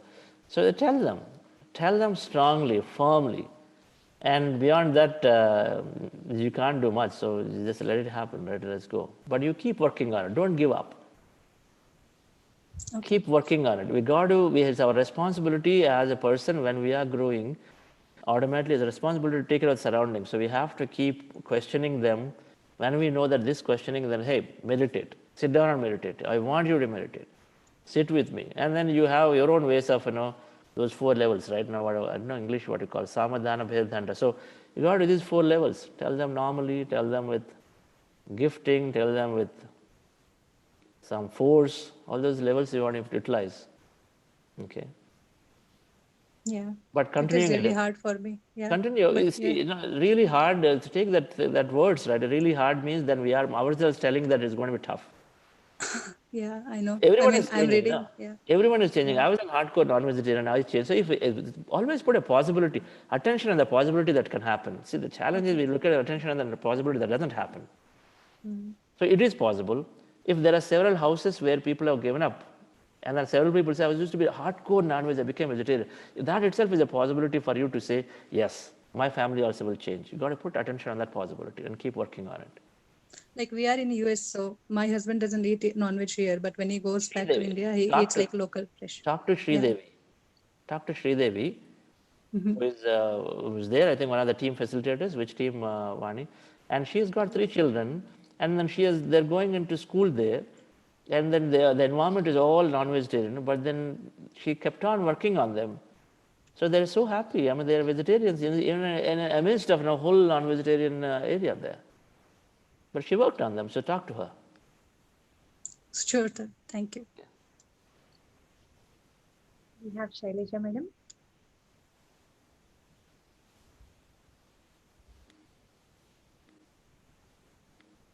Shailaja madam, can you please unmute yourself?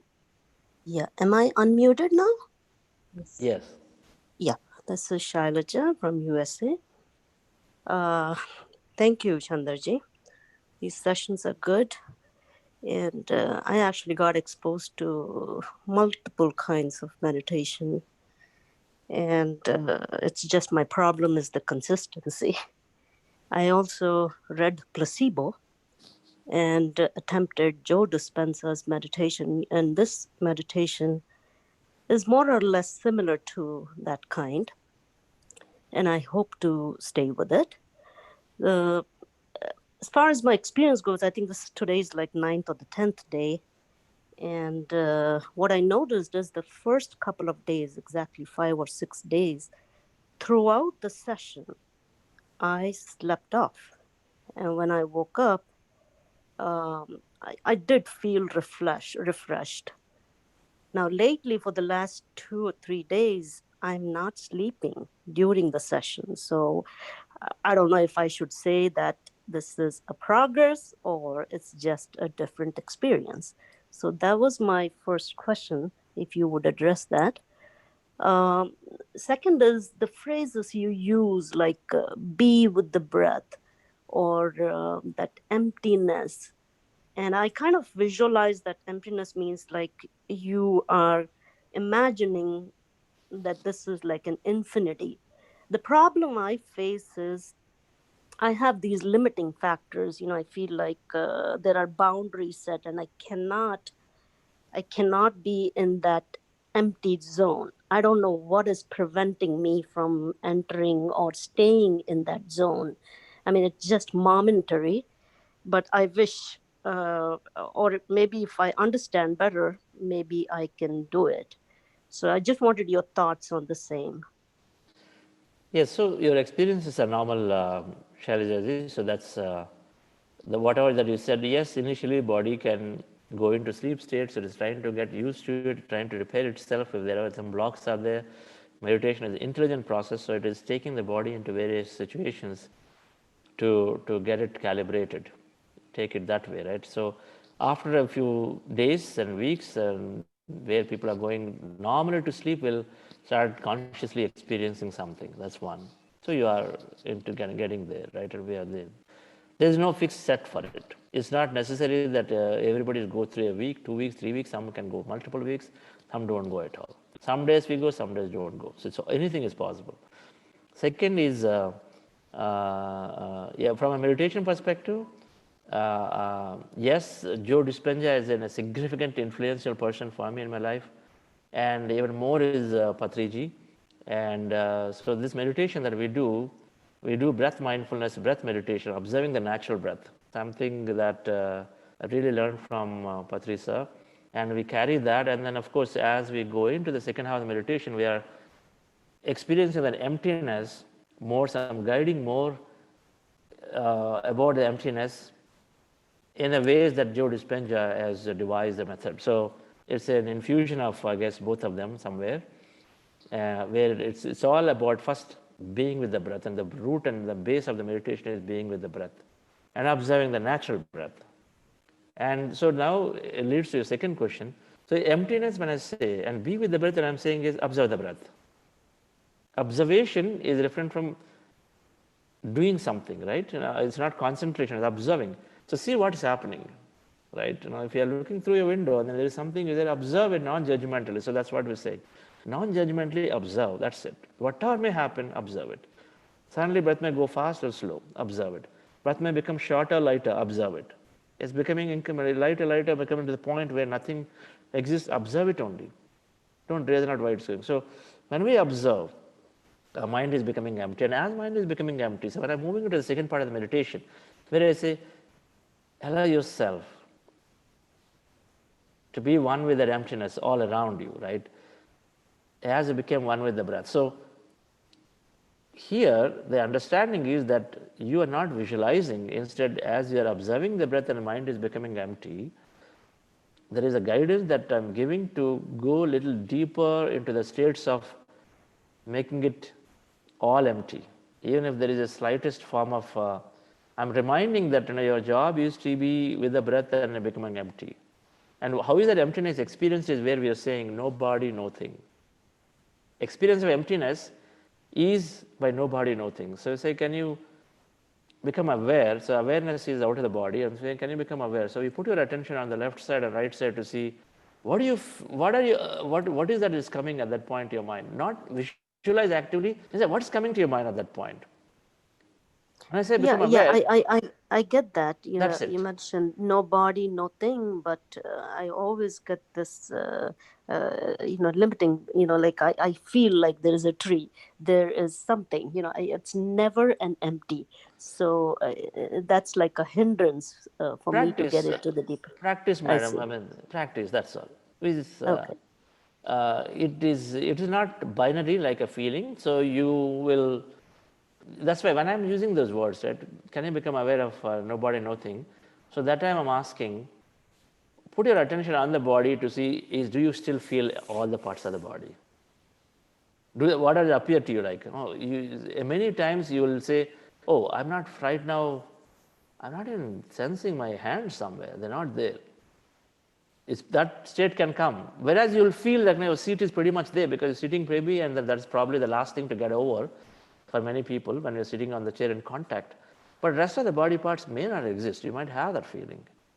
And so is the case on the left side, and then is the wall exists, or is it all blackness you're observing? If you're observing all blackness on one side, that means you're half empty, and some part of the brain is totally become empty, so you don't even see anything out there, right? Like that, observing some emptiness in your body here and there, where you don't feel it, that means some part of the brain thoughts have gone away, so you don't know anything about your hand anymore, because that's not your feeling or seeing that it is there. So it'll happen over a period, right? Over a period, it'll happen. Total emptiness, it can take time. You may not have it at all, but as you're becoming empty, that process is already working. We are becoming energy. We're becoming empty means we're becoming energy. So half empty, half body, half energy, total energy, total body. So all these states are there. So we are in this combined state somewhere. Okay. Keep practicing and it'll come. Okay. All right. We got to stop here. We'll listen in to Mahesh Bosale tomorrow. All right. Sure, sir. Yeah. Oh, we have Meena too? Okay, Meena Joshi, I think she raised us. So listen to Meena. Can you unmute Meena? Okay. Meena Joshi, I think. Yeah. Okay, I found it. Okay. Madam, please go ahead. Okay. Thank you so much. Hello. Yes, thank you, Meena. Go ahead. Hi. Joyce. Thank you, Chandra sir. I'm really enjoying. This is Meena Joyce from New Jersey. I'm enjoying the sessions. I look forward to this 8:30 p.m. every single day. My question was about when we are vegetarian. So when you were talking about plant-based diet, my husband recently gave up milk, and I'm still taking milk, and I wanted to know what would be the thing about the milk? Is it okay to continue? Is it beneficial not to? Ma'am, so it is okay to continue. It's okay to continue. If people can do without milk, it's great. If you're doing milk, it's fine, just fine too. There are various theories around it, because milk is causing more harm to the animals too, and hence we want to give up milk. I think there is a different aspects of it. If you can, it's great. If you can't, it's still fine, because I think The understanding is at that point slightly different. First thing is to allow the animal to live. I think we are allowing that to happen, right? Allowing the animal to live and then be there and then work for the cause of it is there absolutely. And beyond that, taking anything moderation, because at the end of the day we are living here, and then doing anything in moderation is fine. And so if you are having milk, like I have milk and curd, so if you're having milk, it's just fine. We don't have to feel any guilty consciousness. And if there is a way you can get milk from a farm which is more natural methods is using, it's great, right? Everything is increasing levels of it. Increasing levels of being sensitive to the environment. I think that's really what it is. And as long as we do that, it's just from a physical health perspective, I'm not even recommending anything this way or that way. In my understanding, and I really think it is so because the physical body is, our taste buds are there for enjoying the food. Taste buds enjoy the food. Body is taken care through nourishment of the breath and energy and all that. It's taken care automatically. We listen to it. Proteins, nutrients, all of that, something that we not even think about, neither we have talk about, because the moment we become sensitive to the body, and our body is taken care. Right? That's really how I see it. And so good or not good, when I asked, is more from a spiritual perspective talking. Okay. Thank you. Thank you so much. Thank you, Karthikeyan sir. I'm coming. That said, thank you all, dear friends. It's been a great session. Lovely. Jagadish sir, we're going to see you sometime later this week in Pyramid Valley. Yes. Thank you all. Thank you, Sheetal. Have a great day. Thank you. Thank you. Thank you. Thank you. Thank you. I need to leave. Thank you all. Thank